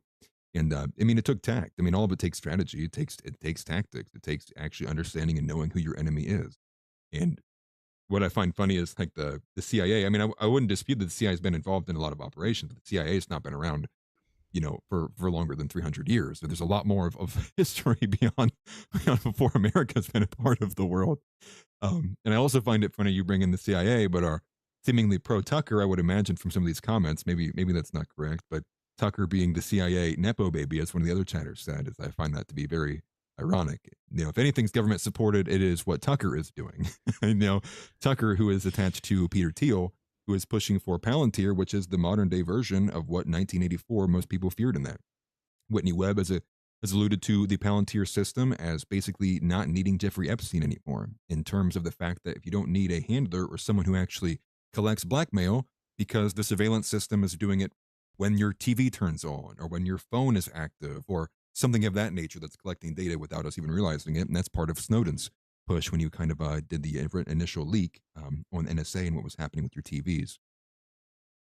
So when you look at that too, and it's like the Rockbridge Network connects who? It's founded and co-founded by J.D. Vance along with, I can never remember the other co-founder's name, and it's a tight-knit group, private, invite only, and it is who? David, it's David Sachs, it's Peter Thiel, it's Tucker Carlson, it's J.D. Vance, and all these people are, none of them are to be trusted at all. And now you have Peter Thiel, obviously the groomer, person who brought and put J.D. Vance on, is the entire reason that J.D. Vance was even selected to win and get endorsed by Trump to win his first race. And then it was Tucker Carlson who was the one who said, you need to vote for this guy as assassination insurance. It was a concerted effort by many of these people who are still now and also part of the Rockbridge Network. I wouldn't trust it. Much, much, much harder to trust that wholeheartedly. And then I think you rope in some other ancillary characters like Joe Kent, as well as Tulsi Gabbard and their relationship to this overall as well too. But again, I think a lot of this does come and stems from the idea of, it's being pragmatic and being very practical. And especially if you look at older historical rates. And so just to give you the answer, I think consensus would tell you that, violent revolutions are successful literally only barely of a quarter of the time, around 25 or 26% compared to the peaceful revolution counterparts is a little bit above 50%, around 53%, neither of which give a guarantee of success. That's obvious. There's inherent risk in everything. But one of those is literally double the other. One of those is literally double the chance of success than the other one. And I think by all accounts, if we still have options on the table that isn't killing each other, we should pursue every single one of those and exhaustively to seek out everything we can in our power to circumvent violent revolution. And for many reasons beyond there. For one, success isn't guaranteed. And because success isn't guaranteed, who's to say that you, in act of violence, don't usher in either a enhanced security state, thus making it much significantly worse than it already is, or two, it results in a power transfer to some other kind of insane group. And the expectation that you can, organize and align and set your units on a board, whatever, in today's day and age, is just that concept is far gone. The government's kind of already well aware of what's going on. They shadow ban people, we don't even know it. People get taken out all the time, we don't even know it. And so I think with all of that being said, it does, to me, it implies and invokes a strong sense of strategy and tact, thus hiding your power level, I think is imperative in today's day and age. And there's something because a lot of the problem, I feel like a lot of the hangups that, like, for example, Atlas, you and I get hung up on with Zeb or other like-minded people, the Wignats, that kind of stuff, is it's like we're factoring in only the things that we know and not the things we don't know. And what I mean by that is it's like Nick says, he talks all the time about how we don't know the future. Why am I voting for Democrats? Because it might bring about the conditions necessary. It could completely backfire. Right. But we know that going this way will result in this because it's what we've been doing. Let's try something. And so to me, it's like another example of that is like, so I'll hone in, we were talking about Peter Thiel, J.D. Vance, Vivek, Elon for a second. Yeah. We see Peter Thiel creating, what's the one you talking about? Lavender? Is it Lavender? No. Project Esther. Yeah. Project Esther. Lavender's a different AI thing. All of this surveillance. Peter Thiel is rolling out the surveillance state, and his plans are basically out there in the open, and we can see it. He names all his companies after evil shit from Lord of the Rings. It's so obvious. But there's one thing, and it's scary because you've got this overlord who's wheeling out the red carpet of evil. But there's one thing that we're not considering. Peter Thiel can never take over the world completely. Why? Because he's a gay little worm. Like, look at him. And it literally is like Peter Thiel cannot take over the world because he's Peter Thiel. It doesn't matter how smart he is. It doesn't matter the connections he's had. He is doomed to fail. He was born a gay worm. He is one. Nothing can change that. Vivek Ramaswamy is an arrogant asshole, and no matter how hard he tries, he will always shoot himself in the foot. We've seen he can't help it. 2 Christmases in a row, he throws himself down the stairs. Yeah. Elon Musk, autistic spurgouts all the time. Yeah. JD Vance, weird, just Yeah. like uncharismatic performative stuff. Right.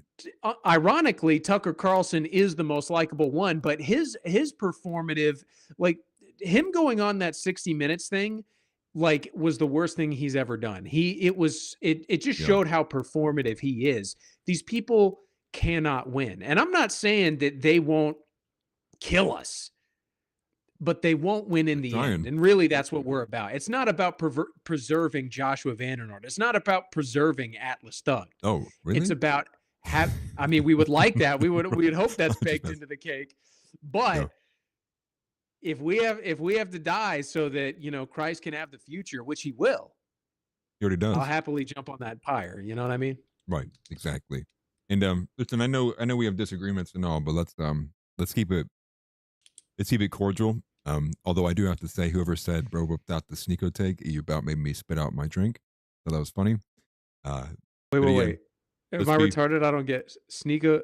I say, what's bro whipped out the Sneeko take? Yeah, Oh, it was me? from SSB. No, not to you. I'm assuming they're referring to Daily Riot. Oh, okay. But let's just like let's be cordial. We can disagree without trying to take each other's throats down.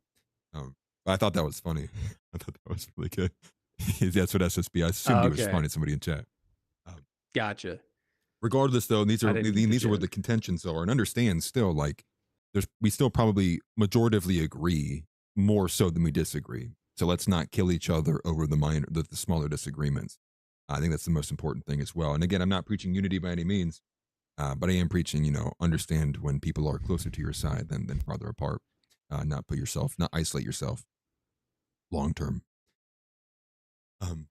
But to be fair, I mean, like obviously everybody. We're going to argue for our positions wholeheartedly and passionately. I'm not saying hold back on that. This does highlight. It highlights a lot of.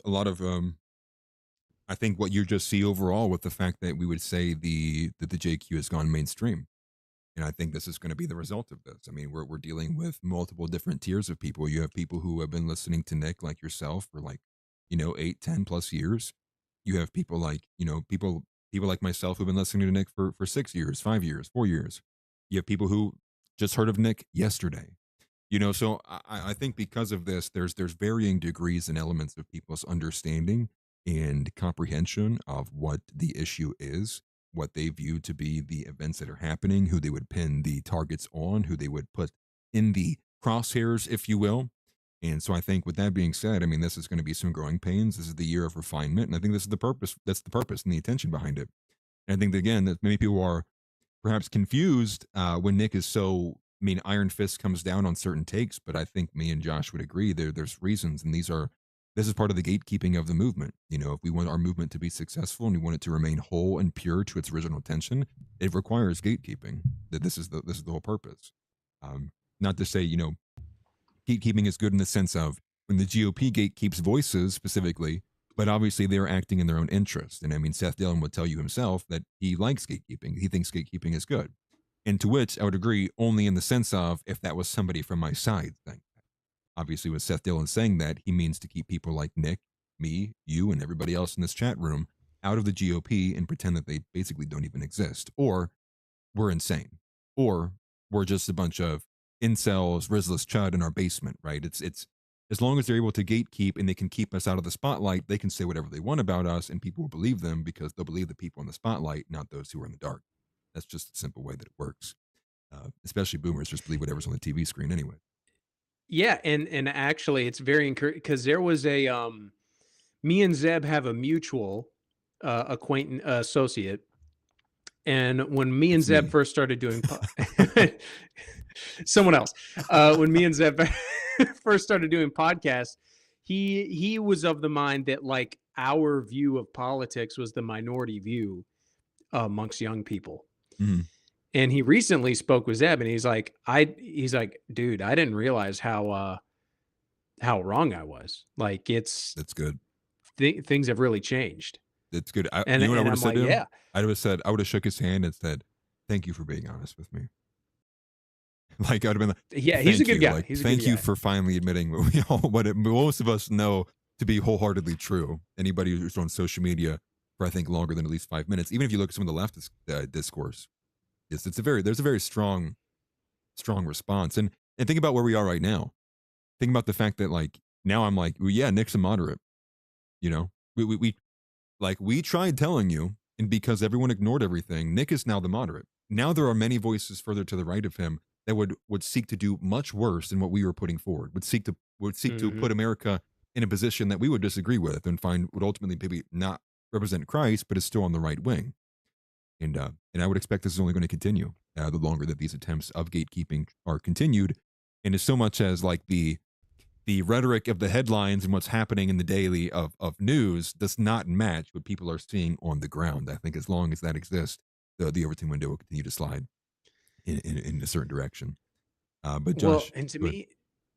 me, yeah, what I was just gonna say is it's like so clearly what Tucker Carlson is trying to do is flank and gatekeep the movie. You know, he's trying to be the only voice in concern about racial issues so that he can keep it actually away from race realism. You know what I Right. mean? Does anyone I don't know any young person who is like a Tucker head, if that makes sense. You know what I mean? I know a couple people. Like all the you do. Mhm. Because okay, that's interesting because I don't really know any. Yep. Everyone I know is either Nick Fuentes or like one of these other types, So or just a normie, you know? so I have a friend group that's pretty decently diverse, and the majority of them are all right wing. But there's one in there that's like he's listened to Nick before. I don't know if I would consider him like a Groyper even, or even like a regular Nick listener, but he's heard of the takes, and I think he would agree with some of the stuff. But I also have a friend, and I think I've mentioned this before, who is a bit of a Tuckerhead, who listens to somebody like Sean Ryan. Like, will send to me clips. Like, I'm getting sent Sean Ryan episodes like once a week by this guy. Hey, you should check this out. You should see what they're saying. And that is somebody who is a year older than me. So there are definitely people in this side of the space that are like listening to Tucker. I would say you would probably get a better response if you said how many people are like Candace head, right? How many people are Candace Queens, or whatever she would call her audience. Lord, I have no idea. But I know a lot of women that are like this, and so like everybody knows, like my wife is pretty based. She's you know she knows what's going on, and that's largely because I beat it into her. But it's Nice. a lot of her friend group. Who are they listening to? Candace Owens. They're going back and forth, and part of the reason for that is because Candace Owens was like all the drama. It was drama. I don't even know it's because they cared about the news. I think it's just because there was just so much drama around it that the women were naturally attracted to it. So there's a lot of women that are like that as well. But I do know, and I don't know if it's typical because my friend group maybe is a bit more politically inclined than the average friend group would be. But I have an anecdotal experience of people who I'm friendly with, who I grew up with, who do listen to Tucker and probably do so on a regular basis, who do listen to Sean Ryan and listen to them on a regular basis. And what does Sean Ryan and Tucker have in common? They don't talk about race realism. They don't talk about the Jewish diaspora, not in the way that would be meaningful. They talk Mhm. about Israel and the Epstein list. They talk about Netanyahu, and they talk about the actions of the Israeli government. They talk about AIPAC. They talk about all the things that we talked about 6 years ago. And it's part of it a little bit is because they're behind, but part of it is also because like it's not comprehensive. It's very one-sided. It's singular. Not even say that it's not comprehensive, but it's not comprehensive enough. And I think this is just can be summed up with Tucker's classic blood guilt. You can't drop that. You simply can't. I mean, it's funny, but you can't. And race realism is an active part of this, and in removing that, it removes the whole picture. You're not seeing the whole picture without that. You need race realism, and you need the religious element of it in there. Removing that and just looking at the secular government of Israel, it's not enough. Doesn't tell you the whole picture. That was funny, dude. I was not ready for the blood guilt. That's the way he says it, dude. It's crazy. But I stand corrected. People, I mean, you mentioned that, and people in chat are saying the Tucker tards are real. That was Hippocratic Oath. SSBB says Josh is not ready for the millions of normies who got red pilled by Tucker and wear the FAGA hat. Yep. It's true. It's crazy to me. It's like it's so obviously performative. I don't know how anyone could fall for it. Like the Ted Cruz, absolutely Ted Cruz. You know, like how, but like how though? Like you gotta someone like Sean Ryan. Nick was pro Ted Cruz. There was a time when Nick was pro Ted Cruz. I'm not talking about Ted Cruz. I was doing an impression of Tucker. I mean, like how he's just like, yeah, I mean, absolutely. Yeah. Absolutely. Like, what do you actually? What? So like this, but then it's more like that. And I guess you know what I mean? I know. Yeah. The bit of the head bobbing out here. Yeah. And then so I get that you're not pro Nick, but understand like it was because Nick took politics like this. You guys seen? He took it like this and he fucked it. Okay? Oh. And that's why Tucker and Candace are talking about it. Not because they wanted to, but because they had to. Because it was rendered here by Nicholas J. Fuentes. Right? And no one can disagree with that. The reason why Israel's being talked about today by them is because Nick brought us here. That's the point. That's the main key point. So they are, by all accounts, they are copies of a copy. They will always be lesser than because they are simply emulating. So like the whole thing about Candace is now talking about all cleanup crew. Israel. Yeah, exactly. And the Khazarians and the Frankists and all that is because, not because she wanted to go out of her way to do it. She could have been doing this her entire career. When was Candace Owens critical of Israel before 2023? When was Tucker critical of Israel before 2023? Doesn't exist. It was because the Overton window had been brought to heel. And who was providing the majority of the coverage from the October 7th event that was doing it day in and day out? It was Nick, in combination with X opening up, Elon Musk allowing Nick to be reinstated despite not giving him a premium check.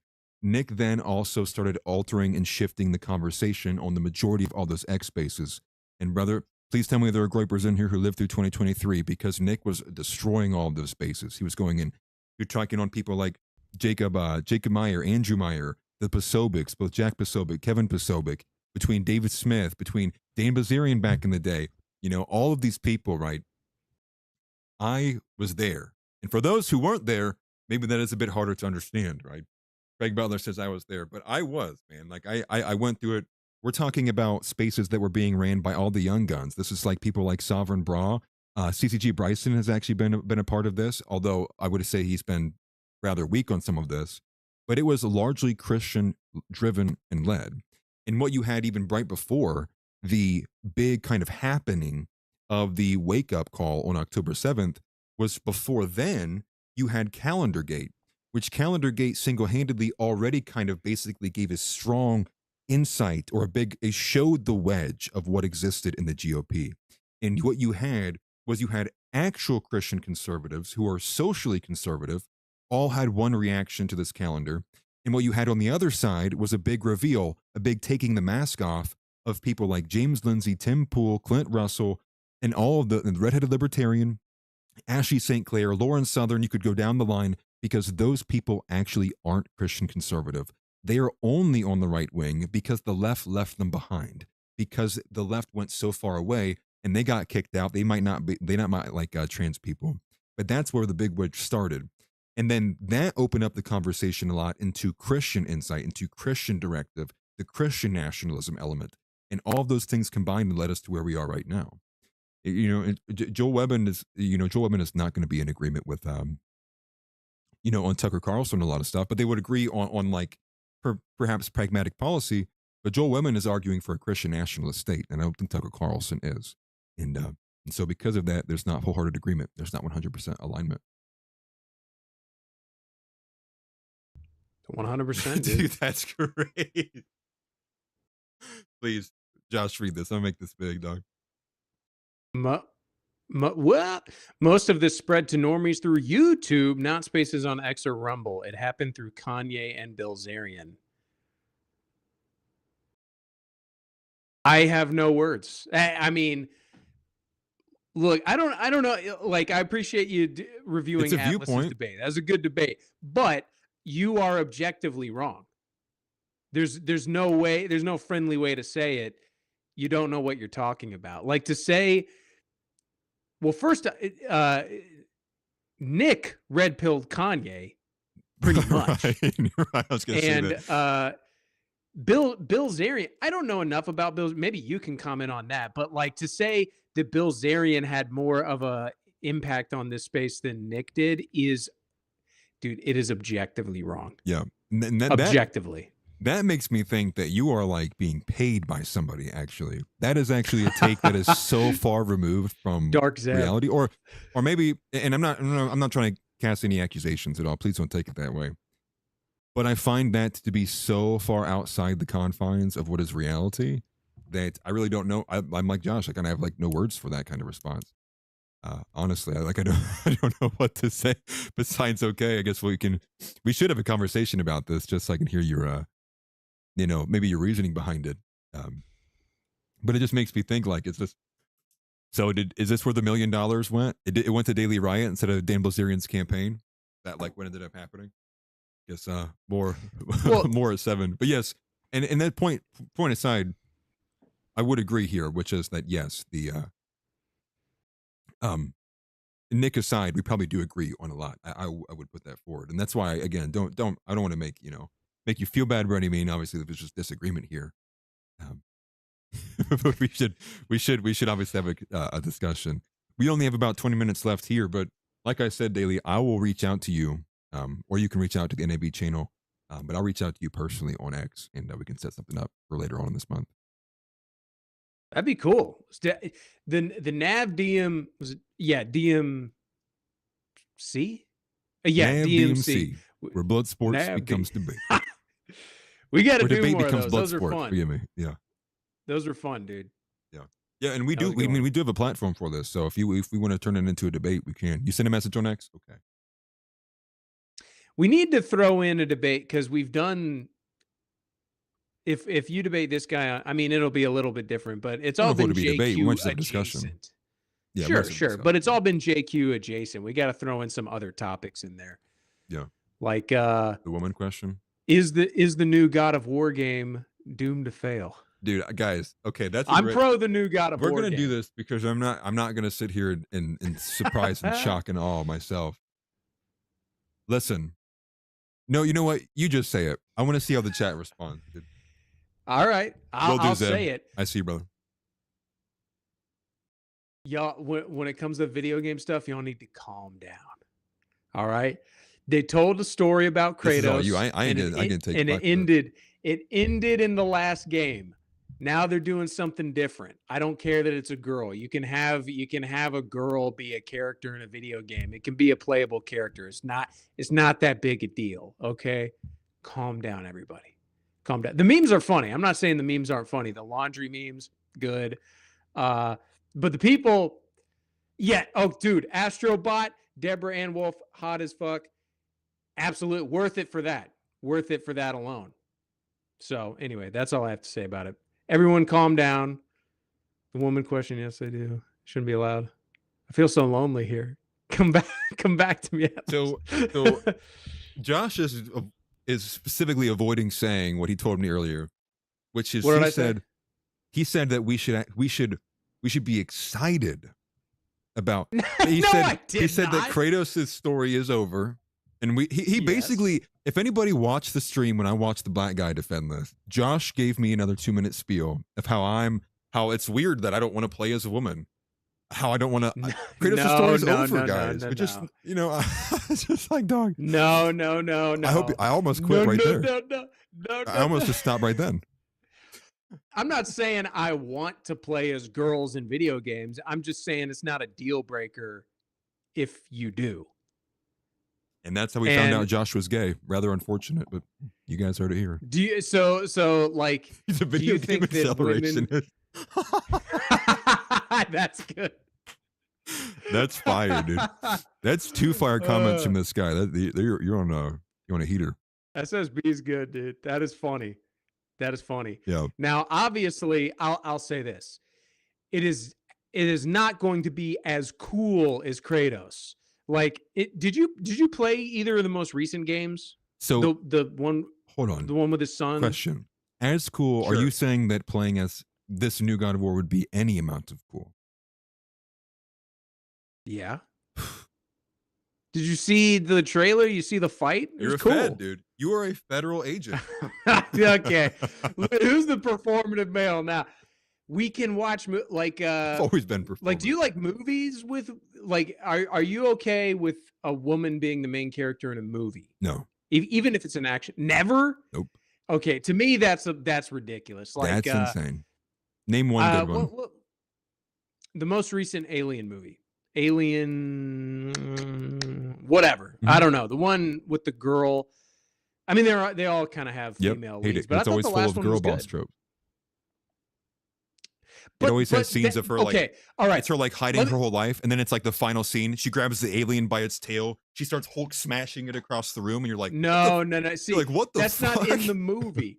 I'm not talking about Captain Marvel. Like, you can have. Okay, I'll give you another example, but it's not a woman, so it's kind of shooting myself in the foot here. But like, so then you saw the back. We were talking about Backrooms before we went live. Yeah.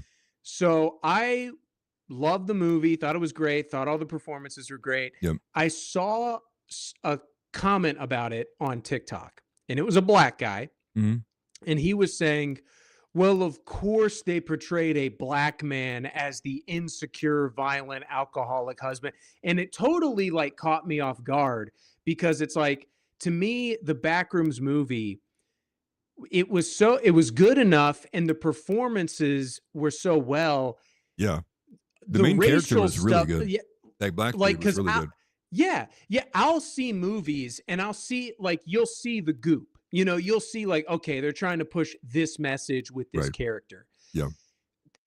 When it's good enough, like when a movie or video game or whatever is good, you don't even think about it. Like, to me, the black guy in the movie, I wasn't seeing a black guy. I was just seeing that dude. Oh, I was only seeing a black guy. Okay, I'm too racist to be doing that. Like, no. But like, I'm like, you can you're have right, though. I'm just being performative. female. Again. Of course, we know, but you can have like, okay, so a woman doing what was it? One of those like Charlize Theron movies where she's kicking Navy SEALs' asses, ridiculous, like the Rings of Completely Power agree. stuff, where she's like grabbing 5 men at Yeah. once and like, you know, throwing them in Ridiculous. prisons and stuff. You know? Totally don't like it. Right. But like in Alien, she's not like fighting the alien. She shoots him at one point, but like a woman can hold a gun, but like she's closing doors and running away. She just is the main character. Well, even inside of that, smaller stuff though is still like she's the one that's coming up with the plan. She's the one that's quick on her feet thinking. She's the one that's clever. She's the one that has the fastest reaction time. You know, she's out competing an android in half of these things. It's like, even on the minor scale, it's like, no, I don't. I think it's too much. Yeah, everyone thinks you're coming out. This is actually awesome. Everybody, round of applause for Pride Month. Josh, let's go. It is Pride Month. That's right. Nah, this is like that same actress is actually in another movie called Civil War. You ever see that? Yes, the one good. about the journalist. Yes. Yeah. To me, it's like she wasn't kicking ass or anything. You know, she like it had action in it, but it was just like running away. You know what I mean? Yeah. Like that's on a lesser scale. I would say it's on a lesser scale. But I still don't like. wouldn't go out of my way. Do you get what I'm saying? Do you get what I'm saying? Where like a woman can be an interesting character, even in an action setting. Yes. Yes. But the only issue is it's like those examples are like, to me, very few and far between. And like, here's one that I would say is actually a good example. Gone Girl. that's a good example of a woman in a drama scene as like a main, or as I would consider her, she's like the main character along with Ben Affleck. They doesn't show her in like anything outside the feminine. She plays to her strengths, which is what? Manipulation, subversion, and lying. Subterfuge. Okay, so like that, but they did it well because it actually reflected female behavior and like what she's good at, which would be like, framing assault. What's the guy's name who's from Conan, right? What's his name? What's his name? Conan? It's like Patrick. Oh my gosh. In Gone Girl, remember she like sets up that date with that guy and then Patrick Stewart. I can't think of what his name is. Dude, what's his name? Patrick Harris. Yeah, is that it? That doesn't sound right. It's something like that. He's in that show with the How I Met Your Mother, Mother cast. Neil Patrick Harris. Neil Patrick Harris, thank you. Yes. But what's the scene that he's in there for? She uses him to stage a rape, right? And she does all like this crazy stuff to get away. Like that, I think to me was a good example of like a girl playing to her strengths. The Fae in God of War is like, well, they have to build it up with like, well, the lore, and she's definitely in the lore, guys. And like I don't care if he's in the lore. I don't care if Batman's in the lore. Like God of War is a game about Kratos, which is a vengeance tour, a revenge tour, then turned into redemption with Atreus. I can remember what his name is. Mm-hmm. That's the story. And if anything, I would want to see a continuation, maybe perhaps of Atreus, right? The story that had already gotten us there. And then it brings in like this third character who was like mentioned in the lore, and you could say all the arguments like, yeah, she was a character in the lore, but that doesn't mean I'm excited to go play as another boss girl strength, because what is she gonna represent in the movie? You're gonna play as her as if you was Kratos, as strength. You're brute forcing your way through everything. You're smashing walls. You're a god. Like that to me, I don't vibe with that. That's not relatable, and she looks hideous in the game, anyways. Dude. Yeah, Chill. This like, is not a complex take. It's so simple. You just go, I man play as man, no woman. Done. All right. Done. So my thing is, you can have a woman in an action video game, and they have to do what they did in this, which is they have to give her superpowers. They have to give her superpowers to make it believable. Kratos beats ass. Like in that first game, did you play the game? Mm-hmm. That first game, that first fight with Baldur. It's maybe the greatest fight of all time in any. Dude, I know. Ever. I go back and I watch it on YouTube occasionally. It's so awesome. Where there's like the part where he gets yeeted like 100,000 feet in the air and he's like falling back to earth. They're slamming each other with tree trunks. Yeah. And like they like catch each other's fists and they're literally like they're breaking the ground apart without. We need a review of Josh's Steam game collection ASAP. Bro's probably playing My Little Pony Candy Crush and stuff like that. Other things. Yeah, bro's playing Animal Farm. What is that called? Oh my gosh. Animal Crossing. Bro has all 4 editions of Animal Crossing. So I did play. I like those. Me and my buddy, we play those. They're like Candy Crush? You have no. It's like they're all 2-player games. Like they're like split screen where you have to collaborate. Co-op? Like Army of 2. Couch co-op. It Takes Two, gay but fun. And we played it. It was called Split Fiction, where you play as 2 girls. And the characters suck. They're boring. But like the gameplay is fun. This is like the worst way to announce you're gay, by the way. I want you to know that. It's just like this. I have painful, dude. actually. There's nothing.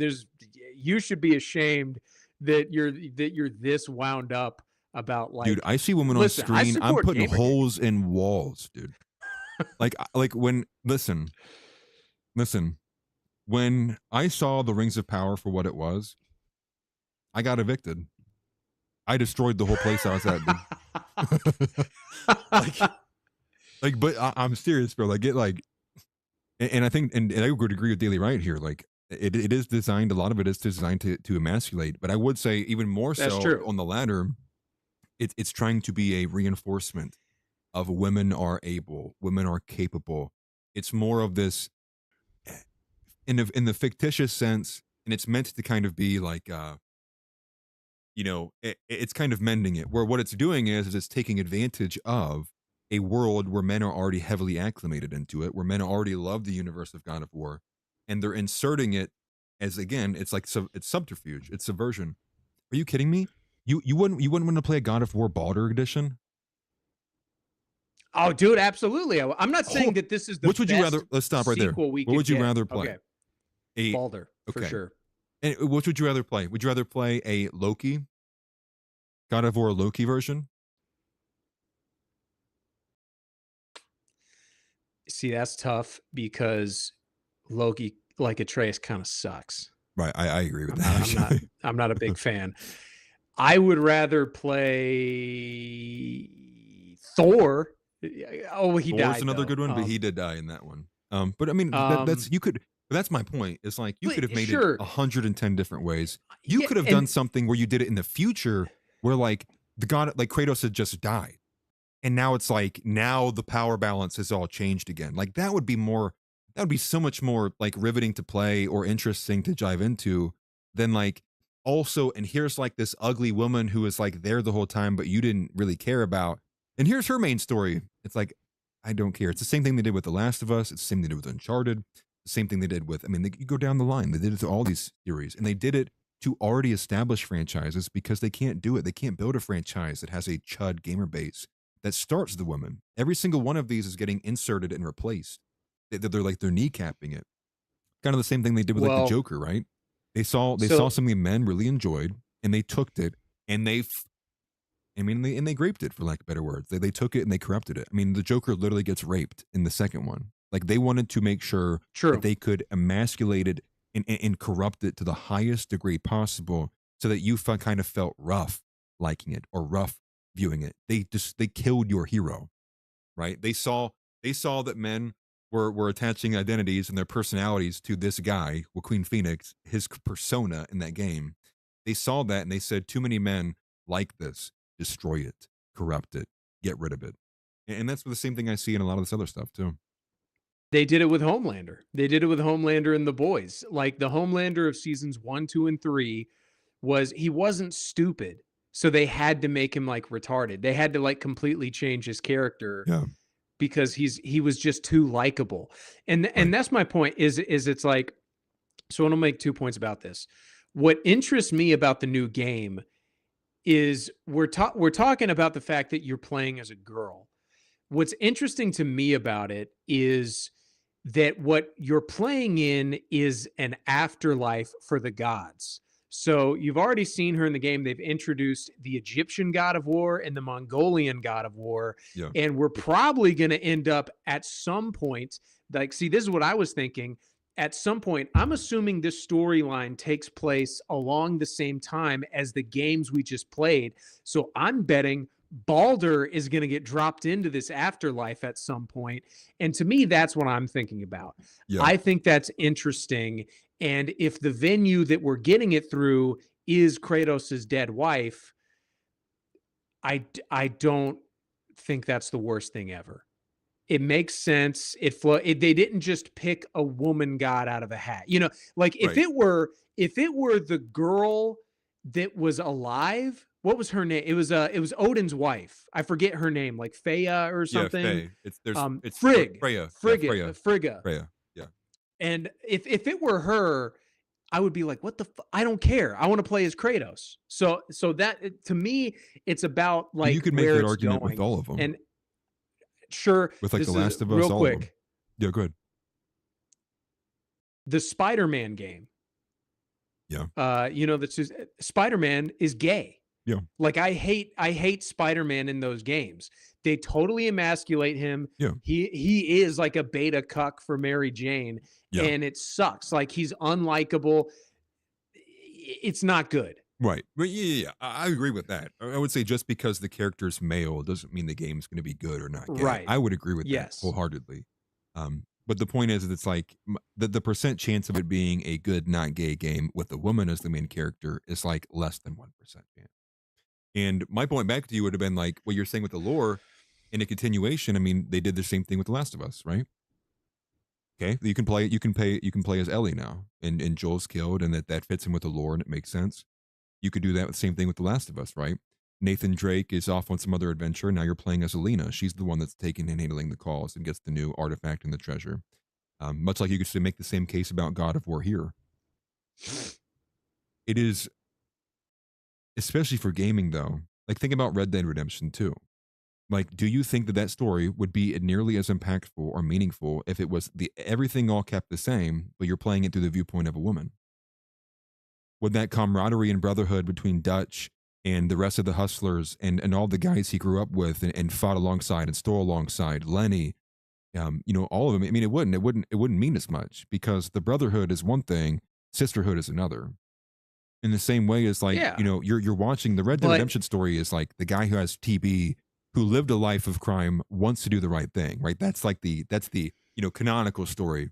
And then you get John there at the end and what he does, his sacrifices that leads to what we get in the first story. I mean, But- Red Dead 2 was still ultimately pretty woke in some of the other elements, but the story wouldn't be nearly as Absolutely. galvanizing had it been from like, if you're playing, what was the girl's name? The cowgirl you saved at the very beginning, whose husband gets killed? Don't know. Oh, I can't I remember don't what her know. name is. She's like one of the prominent characters. She lives until the very end, even after what's his face is gone. But my point is so you brought up Dutch and Arthur Morgan Yep. and the brotherhood compared to sisterhood. Sisterhood doesn't exist. It's not compelling. It's not interesting. It's non-existent. Sadie, thank you. But Thank you. motherhood is motherhood. Even though But I'm I not a don't relate to mother, that. you can have. I get that, but like you can have compelling stories that you don't personally relate to. But then I wouldn't go out of my way to pay $70 to play a game that wasn't compelling to me, nor that I related to. That's what I disagree with too. I don't think it's even compelling. That's to me. I feel like I think Nick would agree with me on this one actually, that you can have interesting stories that you don't personally relate to. You can have a story about a mother, which this is in the trailer, trying to get back to her son. She's trapped in the afterlife trying to get back to her son. Yeah. That can be interesting. I'm not saying it will be. I'm just saying like just because she's a girl doesn't mean it's doomed to fail. Well, my point back to you was I agree with that, with the Gone Girl reference. But what makes it Sure. compelling is because I'm watching from Ben Affleck's Where the side of Crawdads you, Sing, also a good story. right? But I'm saying I'm watching it, I'm relating to Ben Affleck. That's what makes the movie good. It's compelling because I'm viewing it from the primary focal point of placing myself in Ben Affleck's shoes as the husband who's getting, lied about and all the allegations about and being framed for murder. Like that to me is ultimately more compelling than like, oh yeah, and then this is how I lied about him next. Oh yeah, and then I made up this story. Like that's not compelling to me, but I think that she's an interesting character and it makes a lot of sense and it's really well done. It's creative, it's complex. But if it was just her as the primary focal point and Ben Affleck was the secondary, I wouldn't find it nearly as compelling. You see what I mean? It's like it's because to me, it's the Ben Affleck, it's the contrast and comparison that makes it compelling. You're placing yourself because again, to me, it's like I don't find many things compelling if I can't relate to them. You know what I mean? I think compelling inside of the word is like it compels you to do something, right? But if I'm not relating to what's happening, how would it compel me to do something? You see what I'm saying? I feel like it almost has to be relatable. Yeah, obviously you're gonna find it's gonna be easier to empathize with characters that you can personally relate to, but you can still tell stories that you can't personally relate to that are good. Like what's a good example? I can relate with the people from Obsession pretty well. Yeah, but like, but okay, well, dude. Okay, are your not your most favorite movies ones that like spoke to you? Would you not think that that's the majority argument from people? It's like, I really liked this because it spoke to me. You know, would that not? I think, and I think it's Yeah, irrespective of the fact yes, that the but majority of the gamer I base is chuds. It's men. The average age of the video gamer, I don't know if you know this, is 37 years old. So okay. I don't think that many 37-year-old men, at least on this side of the aisle, Listen. are going to go out of their way. I'm divorcing. My opinion is you have to divorce the art from the context in order to really appreciate it at times. This is getting And really sometimes gay. This is very sometimes Apollonian. art Okay, sometimes Richard, art it's easier to do that, like we were talking about with Backrooms. I wasn't even thinking about like race and politics while watching yeah, that movie. but it made sense. It's You know, black guy it made just sense. can't make the right choice. Yeah. He wants to But we kind of he went wants we to went off on a he tangent wants though. to eat people. Dude, how did I miss that connection? He wants to eat people. Don't spoil the Spoiler movie, alert. people. It came out 2 weeks ago. You're dropping spoilers. Everybody, plug your ears. That's true. Josh is ruining What things. was dude, I don't want to spoil Obsession because you haven't seen it yet and you want to see it, but like, dude, it is so funny. We have people watching too, who probably haven't seen it either. So it wouldn't be just me you'd be spoiling So it for. I'm not gonna spoil it. Like, I'm not gonna tell you anything you don't I'm not already to mute know you. from seeing the trailer. You know, like makes a wish. I wish this girl loved me, and she becomes obsessed. Yeah. I love it. It's like it's clearly bad, and he's like,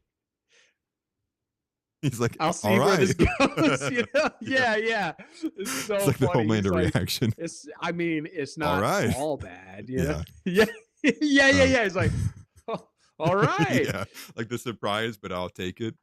But Yeah. we are past the 2-hour mark, and I have been streaming all day today. I am exhausted, but I want to turn Dude. it back to Josh for anything related to Nick or otherwise through this week that you might want to bring attention to that we didn't cover.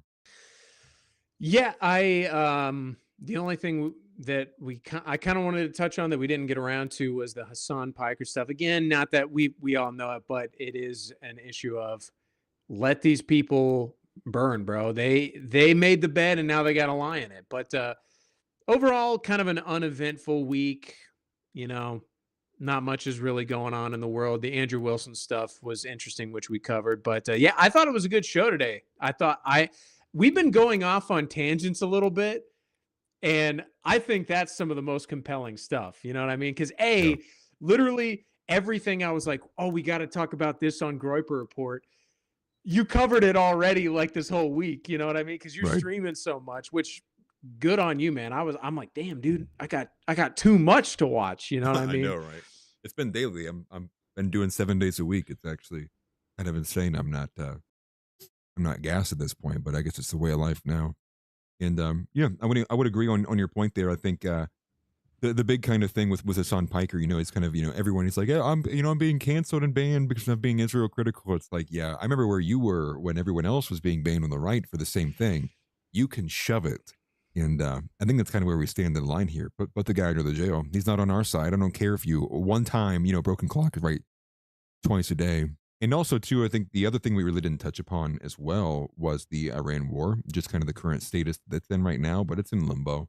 And I think the main thing I would put there would be it's just fog of war, like it has been. And I think one of the takes I was curious from Nick that we didn't touch upon was on the oil speculation and why it seems like the prices are a bit more stiff than what they should be in relation to what's been going on with the war, both on the front of speculation towards how long the war is going to last, energy infrastructure being hit, but also the speculation on the shortages and the incoming shortages as well.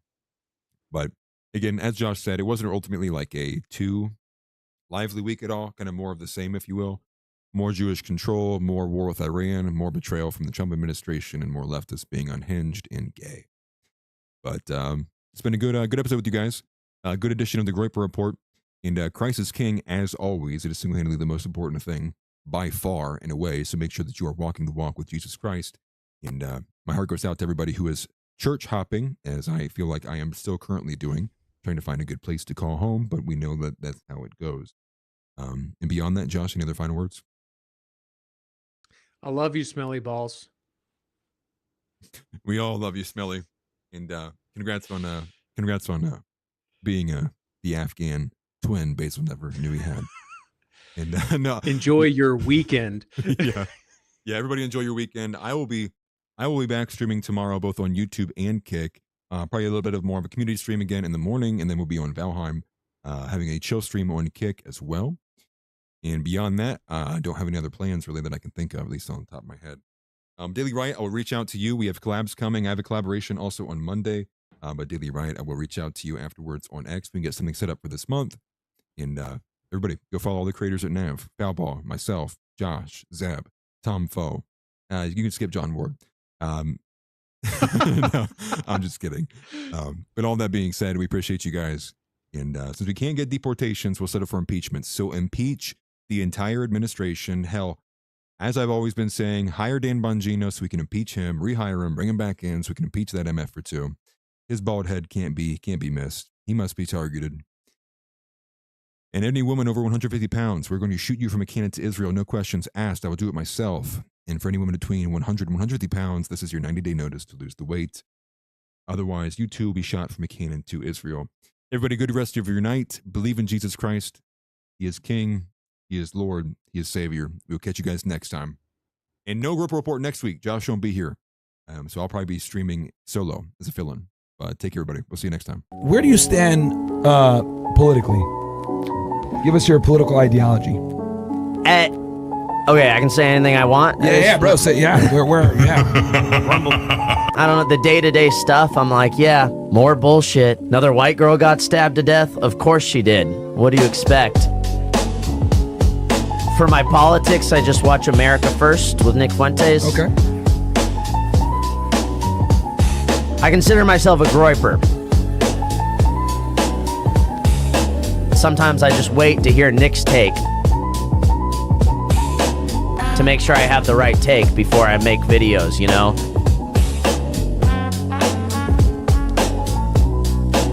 So, yeah, I just go with what Nick says. I just defer all my political opinions to Nick Fuentes at this point.